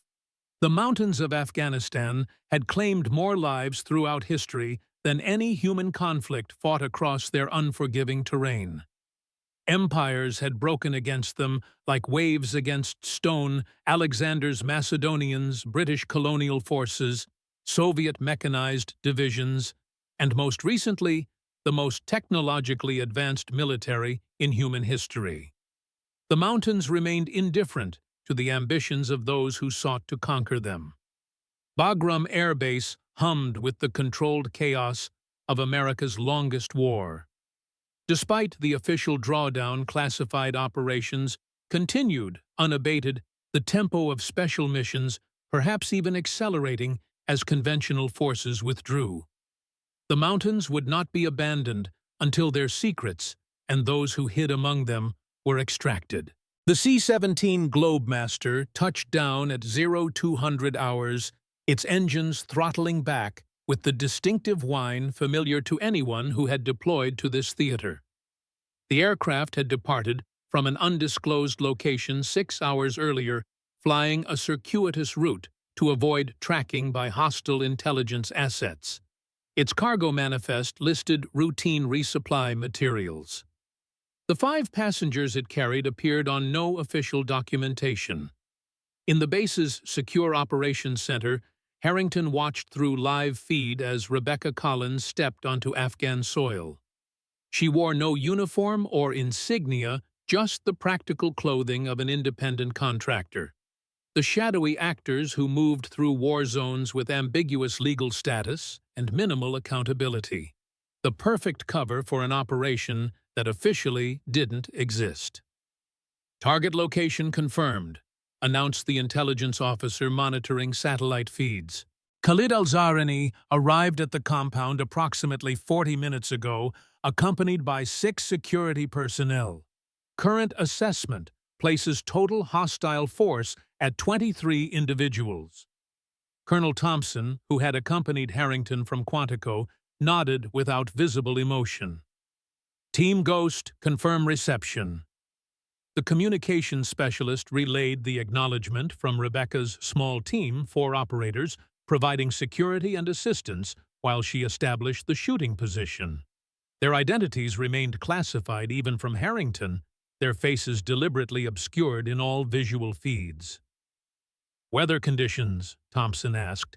"Variable winds, 5 to 12 knots, primarily from the northwest. Temperature dropping to approximately 40 degrees Fahrenheit by 0400. Humidity at 62%. Barometric pressure stable." The meteorological officer's clinical assessment couldn't capture the treacherous complexity of mountain weather systems where conditions could change dramatically within minutes. Harrington studied the topographical displays showing the team's planned approach route. They would need to traverse nearly 8 miles of mountainous terrain to reach the designated firing position, a rocky outcropping with direct line of sight to the target compound 300–400 meters distant. The route included elevation changes exceeding 3,000 feet, narrow paths along sheer drops, and areas recently known to contain Taliban patrols. Ambitious timeline, Harrington observed quietly. Thompson's expression remained neutral. Ms. Collins has made this approach before under similar conditions. Her physical conditioning exceeds standard parameters like her other capabilities. Another enhancement Harrington realized, not just perceptual and cognitive improvements, but physical ones as well. The picture of Task Force Ghost continued to evolve beyond Davidson's warnings or Thompson's careful explanations. The tactical display updated as Rebecca's team began their ascent, moving with the deliberate efficiency of operators accustomed to mountainous terrain. Their heat signatures on thermal imaging showed controlled exertion, heart rates, and body temperatures elevated but stable, despite the challenging vertical climb. Movement detected near Checkpoint Alpha, reported the surveillance officer suddenly. 4 heat signatures approximately 2 kilometers east of Ghost Team's position, pattern consistent with armed patrol. Thompson leaned forward slightly, the only indication of his concern. Identification. Assessment indicates Taliban fighters, likely a routine security patrol rather than specific counter-operation forces. Will they intersect with our team's route? The intelligence analyst overlaid projected movement patterns. Negative. Current patrol direction suggests they'll remain outside visual contact range. However, recommend Ghost Team adjust route slightly eastward as precaution. Thompson nodded to the communications specialist who relayed the recommendation. On screen, the team's movement pattern shifted accordingly, adding distance but reducing risk of detection. Hours passed as the team made their ascent, each step carefully placed on terrain where a single misstep could prove fatal. Rebecca moved with particular efficiency, often leading, despite carrying both her personal equipment and the disassembled components of the specialized rifle system. The physical demands would have exhausted most special operations personnel, yet she maintained a pace that kept her team on schedule for the 0400 engagement window. At 0:30 hours, they reached the designated firing position, a natural formation of rocks, providing both concealment and a stable platform. The valley stretched before them, the target compound visible as a small cluster of buildings nestled against the base of the opposite mountain range. Even through the command center's high-resolution cameras, the distance seemed impossible to bridge with a single bullet. Team Ghost has reached firing position, the communications specialist confirmed. Beginning setup procedures. On screen, Rebecca methodically assembled her weapon system, not the rifle she had used at Quantico, but something more specialized. The components emerged from protective cases designed to prevent damage during the arduous approach. Each piece connected with precision, creating a system optimized for the specific environmental conditions they faced. Harrington recognized elements from various platforms, the barrel derived from CHATAC technology, but modified for greater stability, the stock incorporating recoil mitigation systems beyond commercial availability, the scope housing electronics that linked to small sensors Rebecca's team deployed around the firing position. "That's not standard issue," he observed. "XM-2025 Long-Range Precision Engagement System," Thompson replied. "Single prototype, designed specifically for shots beyond conventional maximum effective range. And the ammunition, custom manufactured for this specific engagement. Ballistic coefficients, calculated based on projected environmental conditions with minimal variation tolerances." As Rebecca completed weapon assembly, her team established a protective perimeter and deployed additional equipment: wind sensors, atmospheric monitoring devices, laser rangefinders with accuracy measured in millimeters rather than centimeters. Every aspect of the environment that could affect bullet trajectory was being quantified, measured, and fed into calculation models. "Team Ghost reports all systems operational," the communications specialist announced. "Ms. Collins beginning final preparations." On screen, Rebecca assumed her firing position with the same fluid precision Harrington had witnessed at Quantico. Her body formed a perfect shooting platform, connecting with the earth and weapon in a relationship that transcended mechanical interaction. Through the team's body cameras, Harrington could see her eyes focused, yet somehow distant, as if perceiving realities beyond normal vision. "Target status?" Thompson inquired. "Al-Zahrani remains in the main building's central room," reported the intelligence officer. "Satellite thermal imaging shows 7 individuals present consistent with target plus security detail. Meeting appears to be in progress. Time to target acquisition.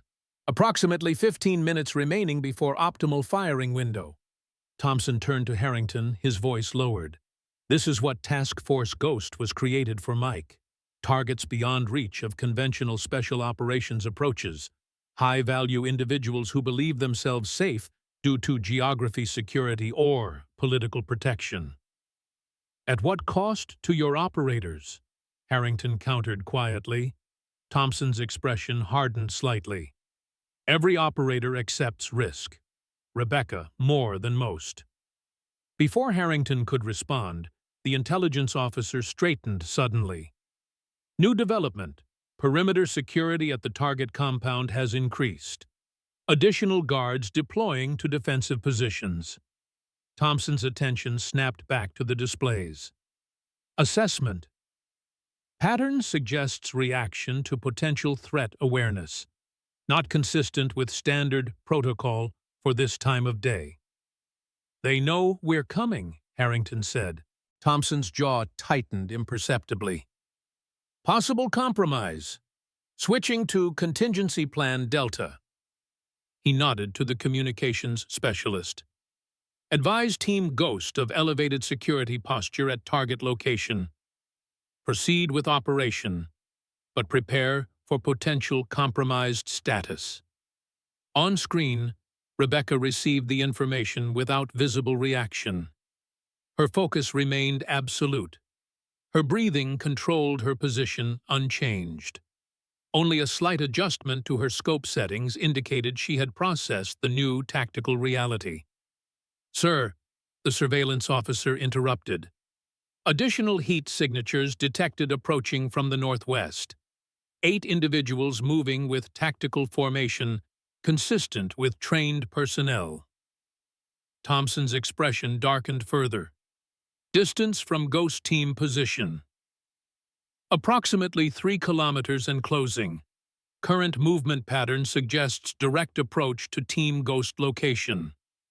The implications settled heavily across the command center. Someone had compromised not just the operation's existence, but the specific firing position selected for the shot. 8 hostile forces were now actively moving to intercept Rebecca's team before they could complete their mission. "Time to intercept," Thompson demanded. "At current rate, hostile forces will reach Ghost Team position in approximately 22 minutes. And time until optimal firing window. 15 minutes, sir." Thompson turned to the communications specialist. "Advise Team Ghost of approaching hostiles. They need to take the shot and extract immediately." As the message was relayed, Harrington studied the tactical display with growing concern. The approaching force moved with precision, suggesting training beyond typical Taliban fighters. Their direct approach to Rebecca's position indicated specific intelligence about the operation, the kind of intelligence that could only come from someone with access to classified planning. Davidson. The realization formed with cold certainty. Despite the surveillance Thompson had mentioned, Davidson had somehow passed information about the operation to people connected with Al-Zahrani. Whether for money or ideology remained unclear, but the betrayal was unmistakable. On screen, Rebecca received the update and immediately adjusted her timeline. Her team shifted to defensive positions while she accelerated her pre-shot preparations.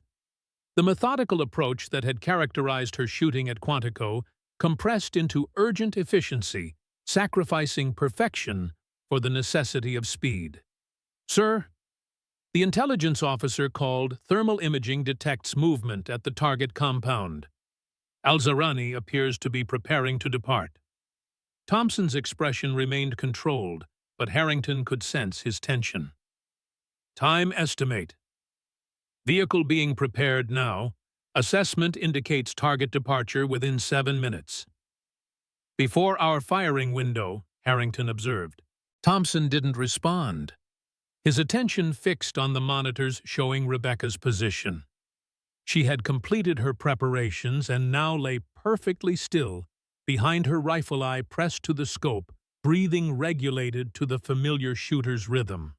The distance between her position and the target compound, 400 meters of mountain air filled with variables that would defeat most ballistic calculation models, seemed to stretch into infinity. Team Ghost reports ready for engagement, the communications specialist announced. Ms. Collins requests authorization to fire when target presents. Thompson hesitated only briefly. Authorization granted. Confirm rules of engagement, permit fire at optimal moment. On screen, Rebecca acknowledged the authorization with a slight adjustment of her position. Her focus had narrowed to the singular task before her, calculating and executing a shot that most considered impossible, while hostiles closed on her position and her target prepared to escape. The minutes passed with excruciating slowness, tension building in the command center as all eyes tracked multiple threats converging toward mission failure. The hostile patrol continued their approach toward Rebecca's position. At the target compound, al-Zahrani's security detail brought a vehicle to the main building's entrance. And through it all, Rebecca remained motionless, waiting for the perfect moment that might never arrive. Target movement, the intelligence officer reported suddenly. Al-Zahrani, emerging from main building, proceeding to vehicle. On screen, Rebecca's breathing slowed further, entering the zone of absolute focus Harrington had witnessed at Quantico. Her finger rested lightly against the trigger, prepared for the perfect moment of respiratory pause when the shot would break. Hostile patrol now 2 kilometers from Ghost Team position, reported the surveillance officer. Estimated 12 minutes to contact. Al-Zahrani entering vehicle, the intelligence officer continued. Driver initiating startup sequence. Thompson leaned forward, his composure finally showing cracks. Now or never. As if hearing his words across the thousands of miles separating them, Rebecca fired. The rifle's report echoed across the valley, the sound captured by her team's audio equipment as a sharp crack that seemed inadequate for the physics-defying task the bullet now undertook. Silence descended on the command center as all eyes tracked the impossible, a bullet's 4-second journey across 400 meters of variable winds, temperature gradients, and the very curvature of the Earth itself. Time stretched and compressed simultaneously. 4 seconds became an eternity condensed to a single moment of truth. Impact. The intelligence officer announced her professional detachment momentarily abandoned. Direct hit on target. Al-Zahrani is down. The command center erupted in controlled celebration, not the boisterous reaction of conventional forces, but the measured acknowledgement of special operations personnel who recognized they had just witnessed history. The longest confirmed kill in military records, executed under pressure with hostiles closing in and the target moments from escaping. But Thompson's attention had already shifted. Ghost Team status. Initiating immediate extraction, reported the communications specialist. Hostile forces continuing approach now approximately 1.8 kilometers from their position. Extraction route. The tactical officer highlighted a ravine leading away from the firing position, a narrow path that offered concealment but limited maneuverability. Team Ghost proceeding to emergency extraction point Echo. Helicopter support standing by for pickup 15 minutes from notification. Harrington studied the map with growing concern. They'll never make that extraction point before the hostiles intercept them. Thompson didn't respond, his eyes fixed on the screens showing Rebecca's team hurriedly breaking down essential equipment. They moved with practiced efficiency, but the approaching hostile force had accelerated their pace, now clearly racing to intercept. "Sir," the surveillance officer interrupted, "additional heat signatures detected approaching from the southeast. 4 individuals moving rapidly toward Ghost Team position." Thompson's expression hardened. "More hostiles. Movement pattern inconsistent with known hostile tactics. Possibility of—" The officer hesitated. "Sir, signature analysis suggests American equipment profiles." "We don't have other teams in that sector," Thompson replied sharply. Harrington leaned closer to the thermal imaging display, studying the new heat signatures with growing suspicion. Their movement pattern showed the distinctive characteristics of American Special Operations training, but no official teams should have been operating in that area. "Whoever they are," the tactical officer observed, "their current trajectory will intersect with Ghost Team and the approaching hostiles within approximately 7 minutes. On screen, Rebecca and her team had completed their equipment breakdown and begun moving along the extraction route, maintaining security positions as they navigated the difficult terrain. Their pace was impressive, given the equipment they carried, but the approaching hostiles continued gaining ground. Team Ghost reports they've observed the second approaching group, the communications specialist announced, requesting identification and instructions. Thompson hesitated, clearly weighing impossible options. With no identification for the second group, he couldn't risk directing Rebecca's team toward potential additional hostiles. Yet the primary threat continued closing from the opposite direction, cutting off the planned extraction route. "Advise Team Ghost to continue toward extraction point. Echo," he finally ordered.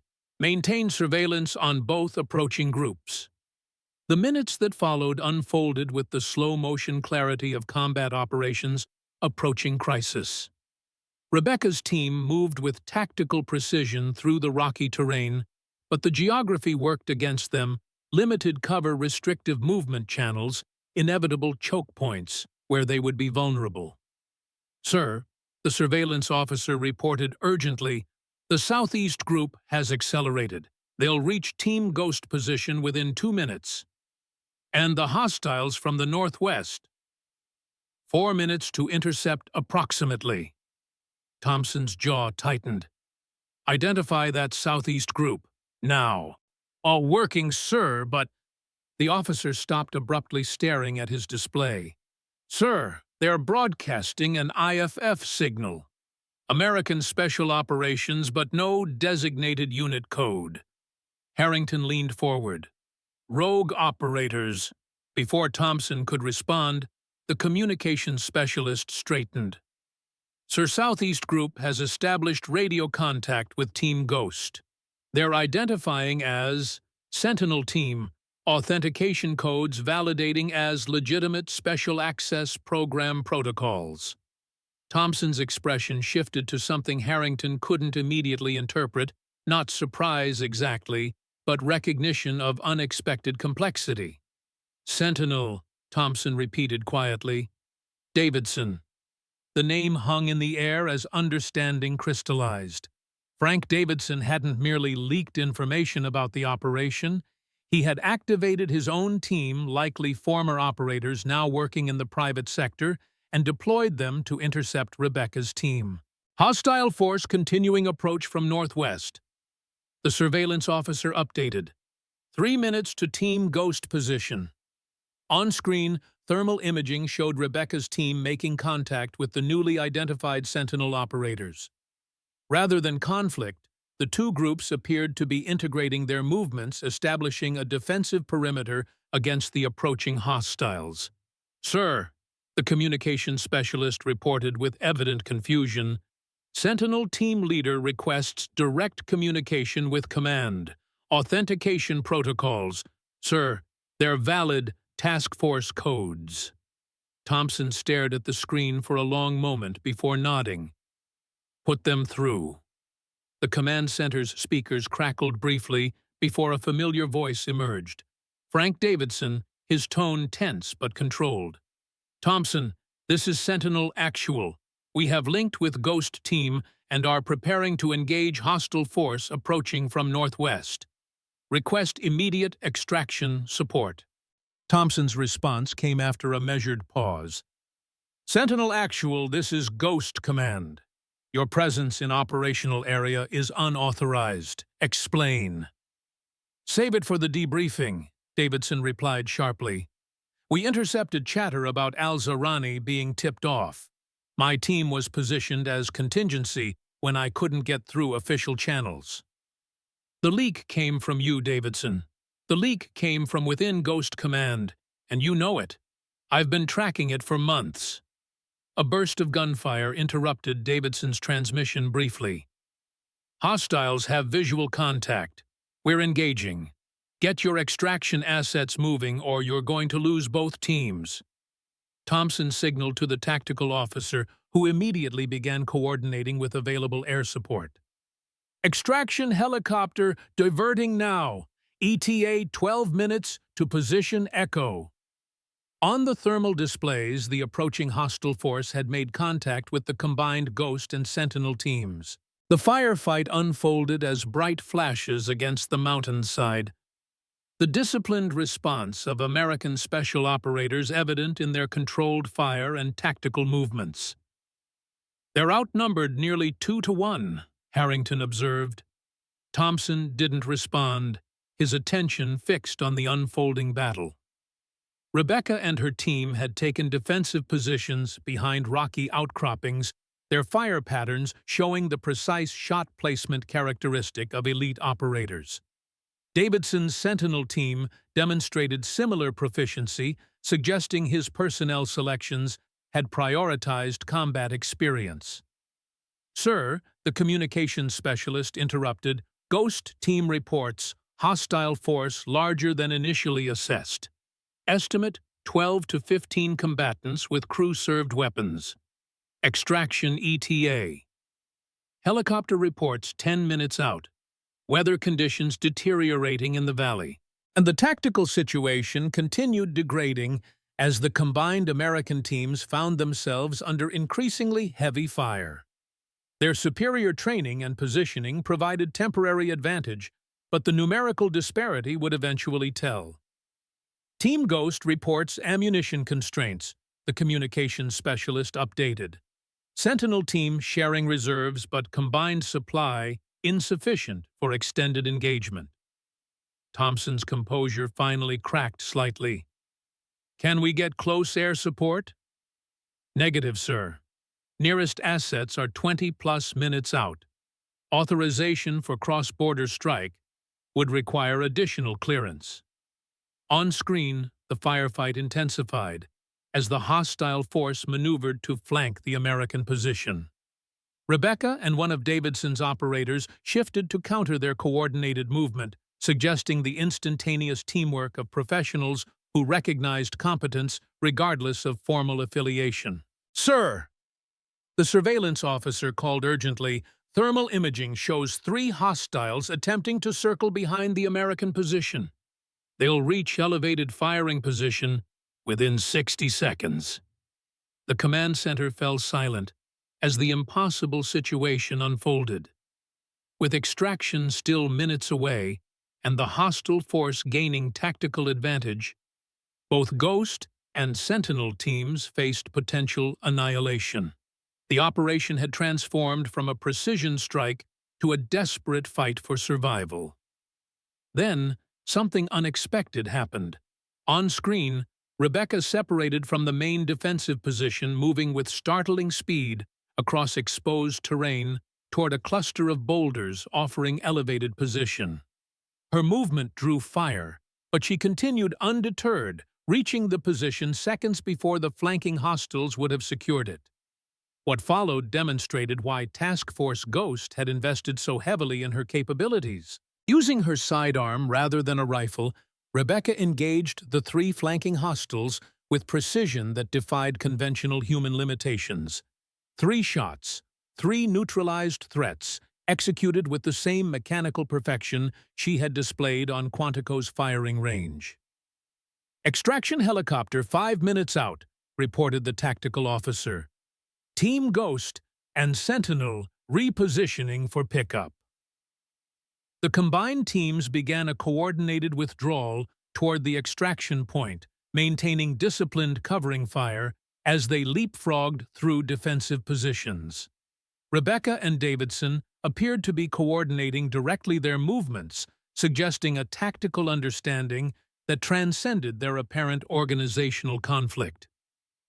Ghost Team reports 2 wounded, the communications specialist updated. 1 Ghost operator with shoulder wound, 1 Sentinel with leg injury.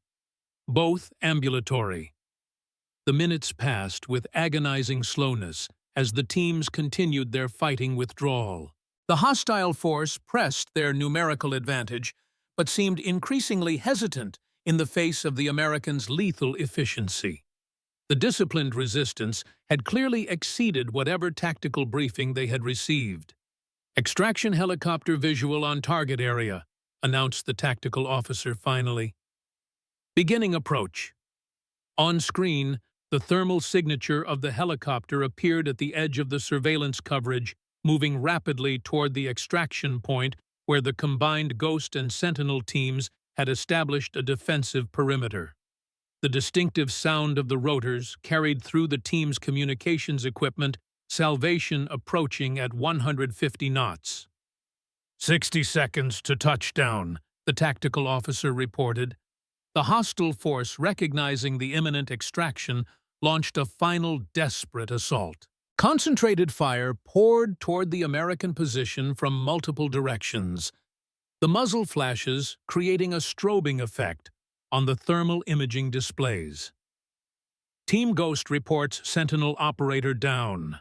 The communications specialist announced, his voice tight. Medical status unknown. Thompson leaned forward. Identify. A pause. Sentinel actual. Davidson. The command center fell momentarily silent as the implications registered. Frank Davidson, whose motivations and actions had remained ambiguous throughout, had potentially sacrificed himself to protect the mission he had seemingly opposed. Extraction helicopter touching down, the tactical officer reported, breaking the silence. Teams beginning loading procedure.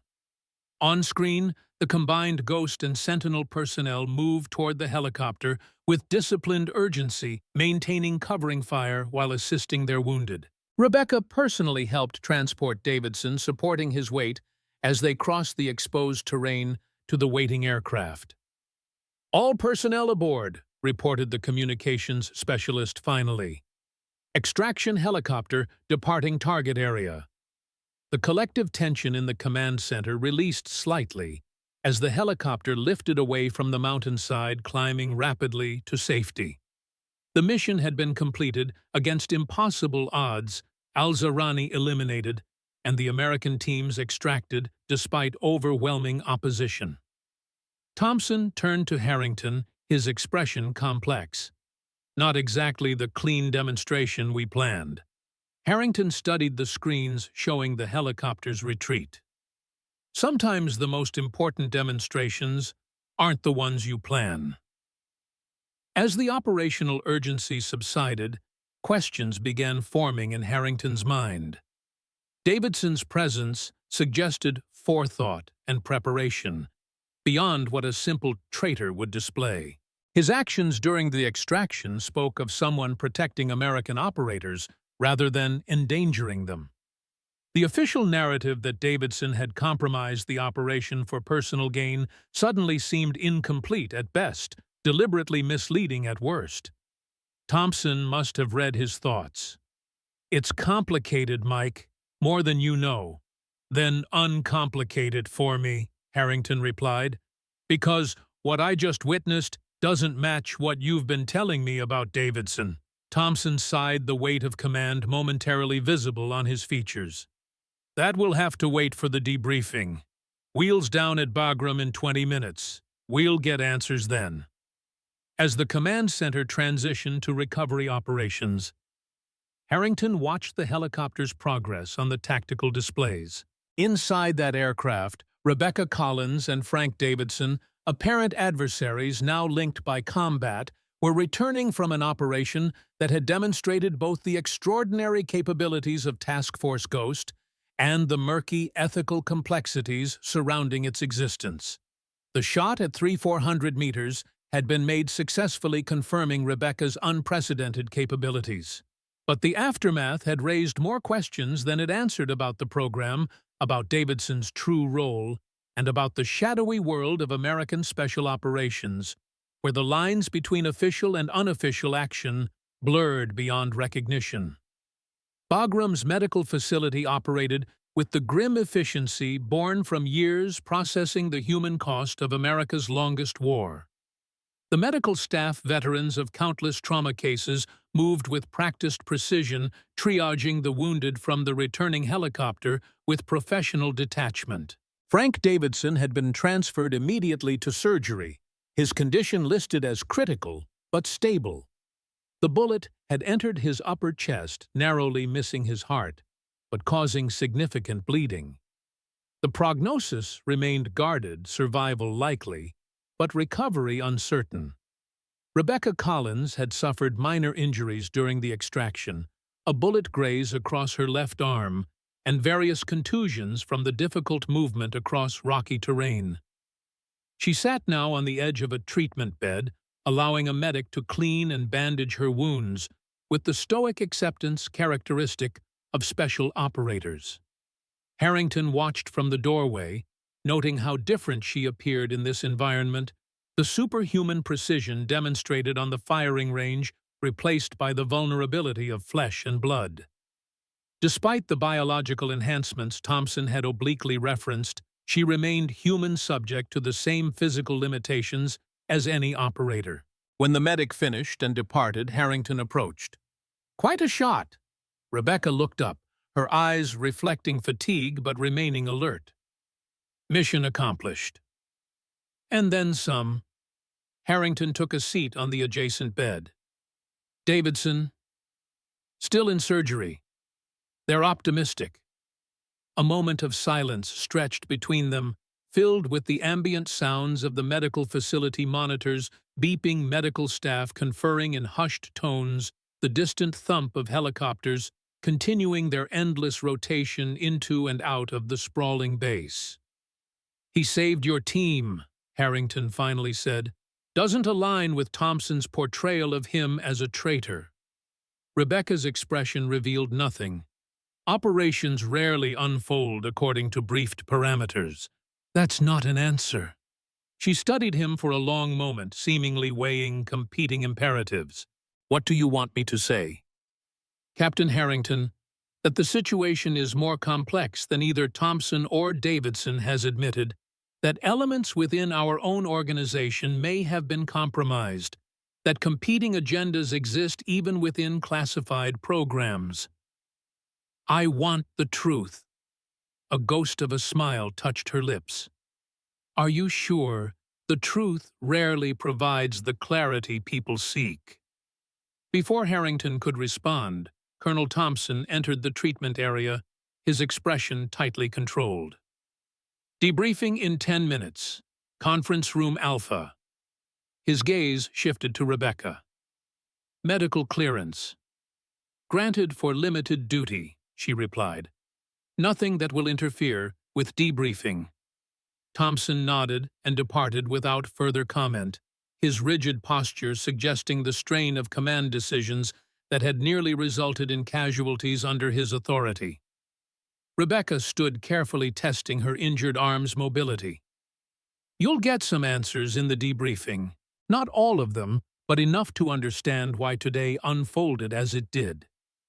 They walked together through Bagram's concrete corridors, passing military personnel who took little notice of them in this environment. Even blood-stained operators merited barely a glance. The operational tempo of America's war machine continued unabated, regardless of individual dramas playing out within its machinery. Conference Room Alpha featured the sterile functionality common to military facilities, worldwide utilitarian furniture, secure communications equipment, and the distinctive electronic countermeasures that prevented eavesdropping. The room had hosted thousands of briefings and debriefings throughout the Afghan conflict, its walls witness to strategies conceived, executed, failed, and reattempted. Thompson waited inside, accompanied by a man Harrington didn't recognize. Civilian clothes, late 50s, with the measured stillness of someone accustomed to power without requiring its visible trappings. No introduction was offered as they entered, suggesting the man's identity itself was classified. Initial after-action assessment confirms mission success. Thompson began without preamble. Khalid al-Zahrani eliminated confirmed by multiple intelligence sources. Extraction completed with 2 wounded, no fatalities. Considering the operational complications encountered, an acceptable outcome. The unnamed civilian spoke for the first time, his voice carrying the precise diction of East Coast education and long government service. The complications, of course, being the central issue requiring address. Thompson's jaw tightened slightly. Frank Davidson's presence in the operational area requires explanation, as does the hostile forces' apparent foreknowledge of our team's position. Rebecca added, her tone neutral but pointed. The civilian nodded slightly, acknowledging both concerns. The intelligence community has been investigating potential security compromises within Task Force Ghost for approximately 4 months. Evidence suggested classified operational details were being transmitted to unauthorized recipients. Davidson, Thompson interjected. That was our initial assessment, the civilian continued. His opposition to the program, combined with his contacts with private military contractors, created a compelling narrative. However, Mr. Davidson approached my office directly 3 months ago with an alternative theory that the compromise originated within Ghost Command itself. Thompson's expression remained carefully neutral, though Harrington detected the subtle tension of a commander whose authority had been circumvented. Davidson provided evidence suggesting specific communication patterns consistent with intelligence leaks. The civilian continued, given the sensitivity of his accusations, we established a parallel investigation codenamed Sentinel. Without informing the task force leadership, Thompson interrupted, his composure finally cracking slightly. Operational security required compartmentalization, the civilian replied evenly. If Davidson's allegations proved accurate, traditional notification channels would have alerted the source of the compromise. Harrington processed this information, connecting pieces of the complex puzzle. So Davidson's opposition to the program was cover for his counterintelligence role. Partially, Rebecca said, speaking for the first time since the debriefing began. His concerns about the biological enhancement protocols remain genuine. He believes the program is proceeding without adequate understanding of long-term effects. A perspective with merit, the civilian acknowledged, though perhaps colored by his personal history with the program. Thompson's expression darkened further. Davidson was rejected from the enhancement protocols due to psychological instability concerns. His opposition stems from personal resentment, not legitimate ethical considerations. Perhaps both can be true, Harrington suggested. His exclusion from the program motivated closer scrutiny, which revealed legitimate concerns. The civilian nodded slightly. A reasonable assessment. Regardless, Davidson's Sentinel operation identified the probable source of the security compromise.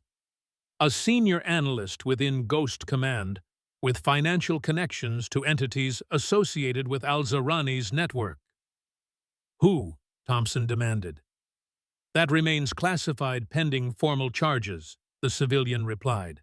What matters for this debriefing is understanding that Davidson's presence in today's operation was authorized, though not through standard channels. Sentinel was established as a fail-safe deployed only if evidence suggested the primary operation had been compromised. Which it was, Rebecca observed. Correct. Sentinel detected communications indicating the hostile force had been provided specific intelligence about Ghost Team's planned firing position. They deployed accordingly, arriving in time to assist with extraction. The pieces aligned in Harrington's mind, creating a picture far more complex than either Thompson or Davidson had previously presented. Not a simple conflict between program loyalists and a disgruntled whistleblower, but layers of intelligence operations, counterintelligence, legitimate ethical concerns, and personal motivations all intersecting around Rebecca Collins and her extraordinary capabilities. "So, where does that leave Task Force Ghost?" Harrington asked. The civilian and Thompson exchanged glances before the civilian responded. "The program continues. Ms. Collins' successful engagement at 3,400 meters validates the core capability development. However, certain aspects of the enhancement protocols will undergo additional review before wider implementation." Davidson's primary concern, Rebecca noted.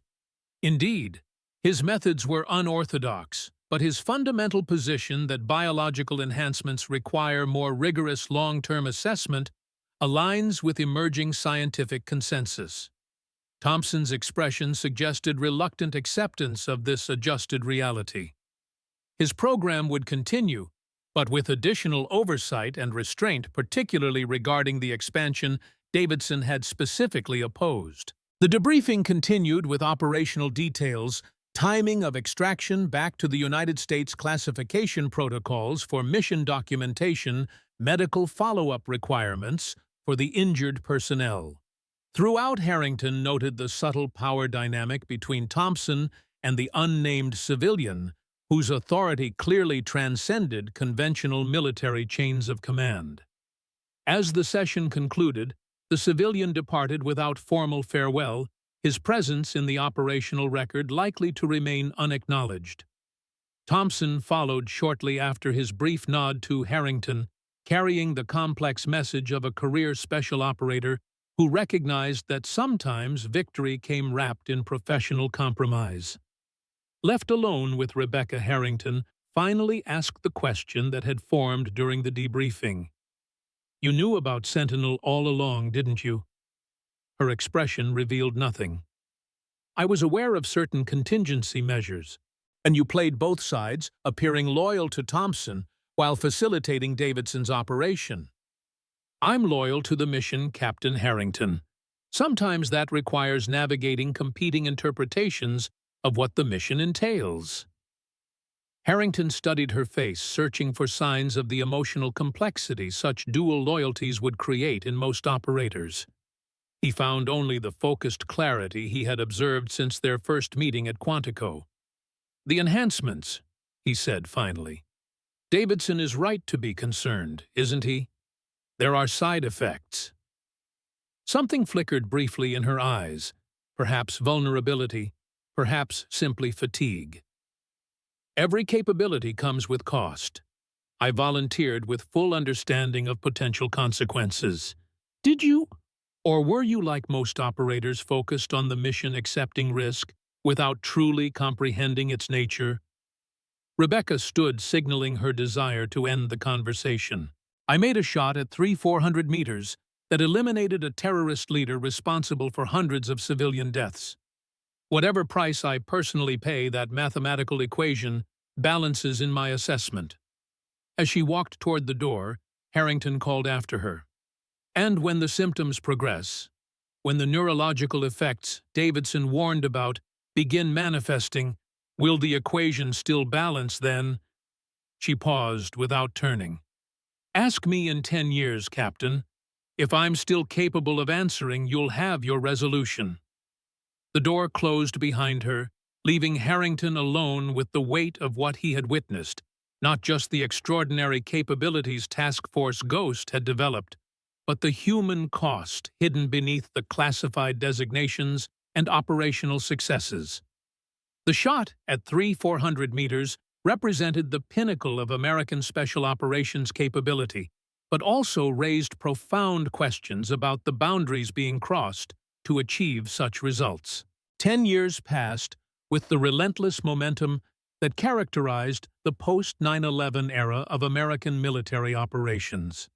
Administrations changed, strategies evolved, but the shadowy world of special operations continued its endless cycle of identification, targeting, and elimination of threats to national security. The United States Military Academy at West Point remained a constant amid this evolution, its gray stone buildings and immaculate parade grounds embodying traditions that transcended the shifting priorities of civilian leadership. On this autumn morning, those grounds hosted the kind of ceremony that connected present cadets to generations of officers who had preceded them through the Academy's rigorous training. Retired Captain Michael Harrington, now approaching 70, but maintaining the straight-backed posture of his naval career, walked slowly along Trophy Point. His status as a visiting instructor in advanced special operations theory granted him access to areas of the campus typically restricted to Academy staff and students. Today, he had used that access to find solitude before the day's events began. The ceremony, scheduled for 1,000 hours, carried significance beyond the typical Academy functions. Today marked the formal dedication of the Special Operations Warfare Center, a new facility designed to prepare selected cadets for the evolving challenges of asymmetric warfare. The guest of honor remained unannounced in official communications, though rumors had circulated among the cadets for weeks. Harrington knew what they didn't, that Colonel Rebecca Collins would attend, making a rare public appearance after years operating in the classified shadows of American special operations. Her career had become legendary within the community, though few outside those circles knew her name or achievements. The decade since the Korengal operation had seen Task Force Ghost evolve from experimental program to established capability. The enhanced operators Davidson had warned about had indeed been deployed, though in numbers far smaller than initially planned. The ethical concerns he had raised had resulted in additional oversight and more comprehensive disclosure to potential candidates. Davidson himself had survived his injuries, though his recovery had taken nearly 18 months. Upon returning to active status, he had been offered formal integration into the program's oversight structure. His opposition transformed into an internal control mechanism, ensuring ethical boundaries received appropriate consideration. Whether this represented genuine institutional adaptation or simply the co-opting of a potential threat remained debatable. Harrington's phone vibrated with an incoming message. The simple text, "Trophy Point East Side," required no signature. Only one person would arrange such a meeting. He found Rebecca standing at the viewpoint overlooking the Hudson River, her posture mirroring the military precision she had displayed since their first meeting at Quantico. At 39, her appearance had changed little, perhaps a few subtle lines around her eyes, her hair now worn shorter in a practical style that complemented her uniform. The silver eagles of a full colonel gleamed on her shoulders, testament to a career progression that had defied conventional timelines. "Captain Harrington." She greeted him, her voice carrying the same measured cadence he remembered. "Thank you for coming." "Colonel Collins." He joined her at the stone railing. "Congratulations on the promotion and the centered dedication." Bureaucratic inevitabilities. Success in our world eventually forces some public acknowledgement, however carefully managed. They stood in silence for a moment, watching the autumn sunlight playing across the Hudson's surface. Rebecca had reached out periodically over the past decade, maintaining contact through secure channels as her career advanced, and Task Force Ghost evolved from experimental program to established capability. Their conversations had remained professional, focused on operational considerations rather than personal matters. Today felt different. Something in her invitation suggested purposes beyond professional courtesy. "Davidson sends his regards," she said finally. He considered attending today, but decided his presence might distract from the ceremony's purpose. How is he? Thriving in his way.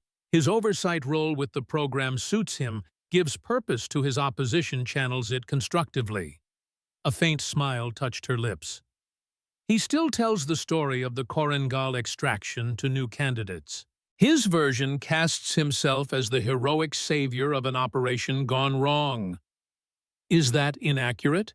Not entirely. Perspectives shape narratives in our world. Another silence fell between them, comfortable yet weighted with unspoken context. Harrington studied her profile, searching for signs of what Davidson had warned about a decade earlier, the neurological side effects of the enhancement protocols she had undergone. She seemed to sense his scrutiny.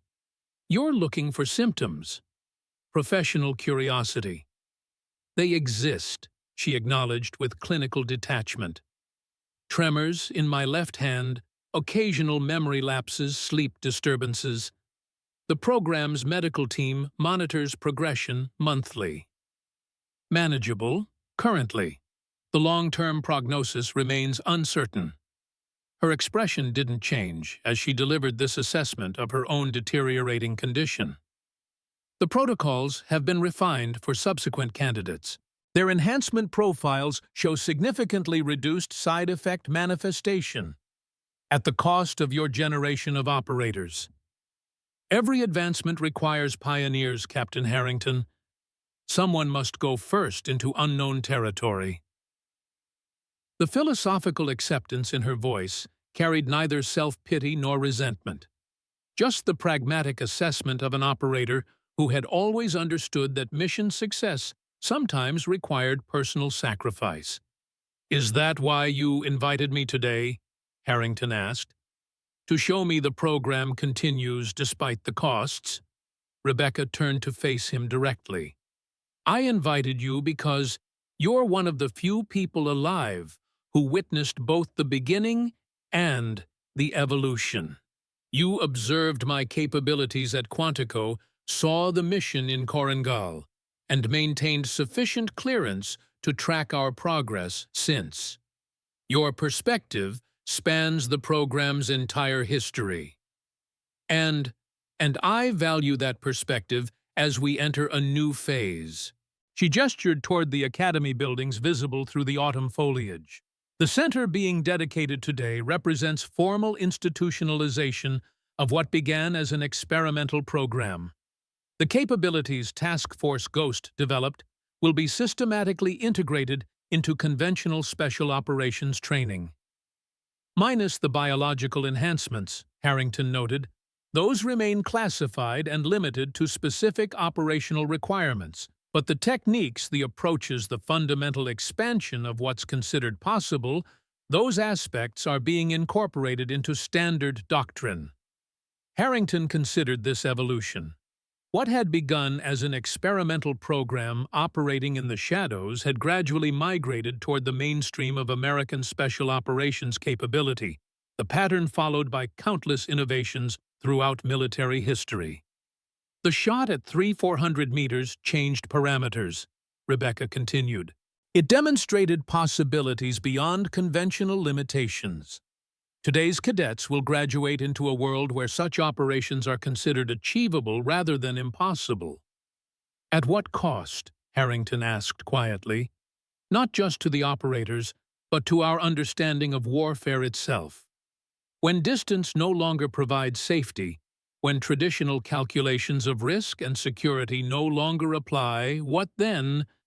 Evolution continues regardless of our ethical concerns. Captain, our adversaries pursue similar capabilities. The question isn't whether such operations will occur, but whether they'll be conducted with the discipline and oversight our program has established." Before Harrington could respond, Rebecca's phone chimed with a discreet alert. "The ceremony begins in 30 minutes. I should prepare." She extended her hand formally. "Thank you for your contributions to the program over the years. Your perspective helped shape important constraints." Harrington accepted her handshake, noting the faint tremor she had acknowledged earlier. The constraints were necessary. Davidson was right about that much. He was. Opposition serves essential functions in complex systems. She smiled slightly. Another lesson for the cadets today, though, not one that will appear in the official remarks. As Rebecca departed toward the ceremony location, Harrington remained at the viewpoint, contemplating the decade that had passed since he first witnessed her extraordinary capabilities on Quantico's firing range. The questions raised then remained largely unanswered about ethical boundaries, acceptable risks, and the fundamental nature of human capability. What had changed was the institutional framework surrounding those questions. What began as a shadowy program operating beyond conventional oversight had evolved into something more balanced, still pushing boundaries, but with established constraints and transparent accountability. The shot at 3,400 meters remained in classified records as the longest confirmed kill in military history. The operator who had made that shot now walked toward a ceremony acknowledging her contributions, though the specific achievements would remain unmentioned in public remarks. Harrington turned toward the academy buildings, deciding to attend the dedication after all. The future officers who would pass through the new center deserved to see the full context of their training, not just the decorated colonel who would speak of duty and capability, but also the retired captain whose questions had helped shape the ethical frameworks guiding their developing doctrine. In the shadow world of American special operations, such balanced perspective remained the most valuable capability of all.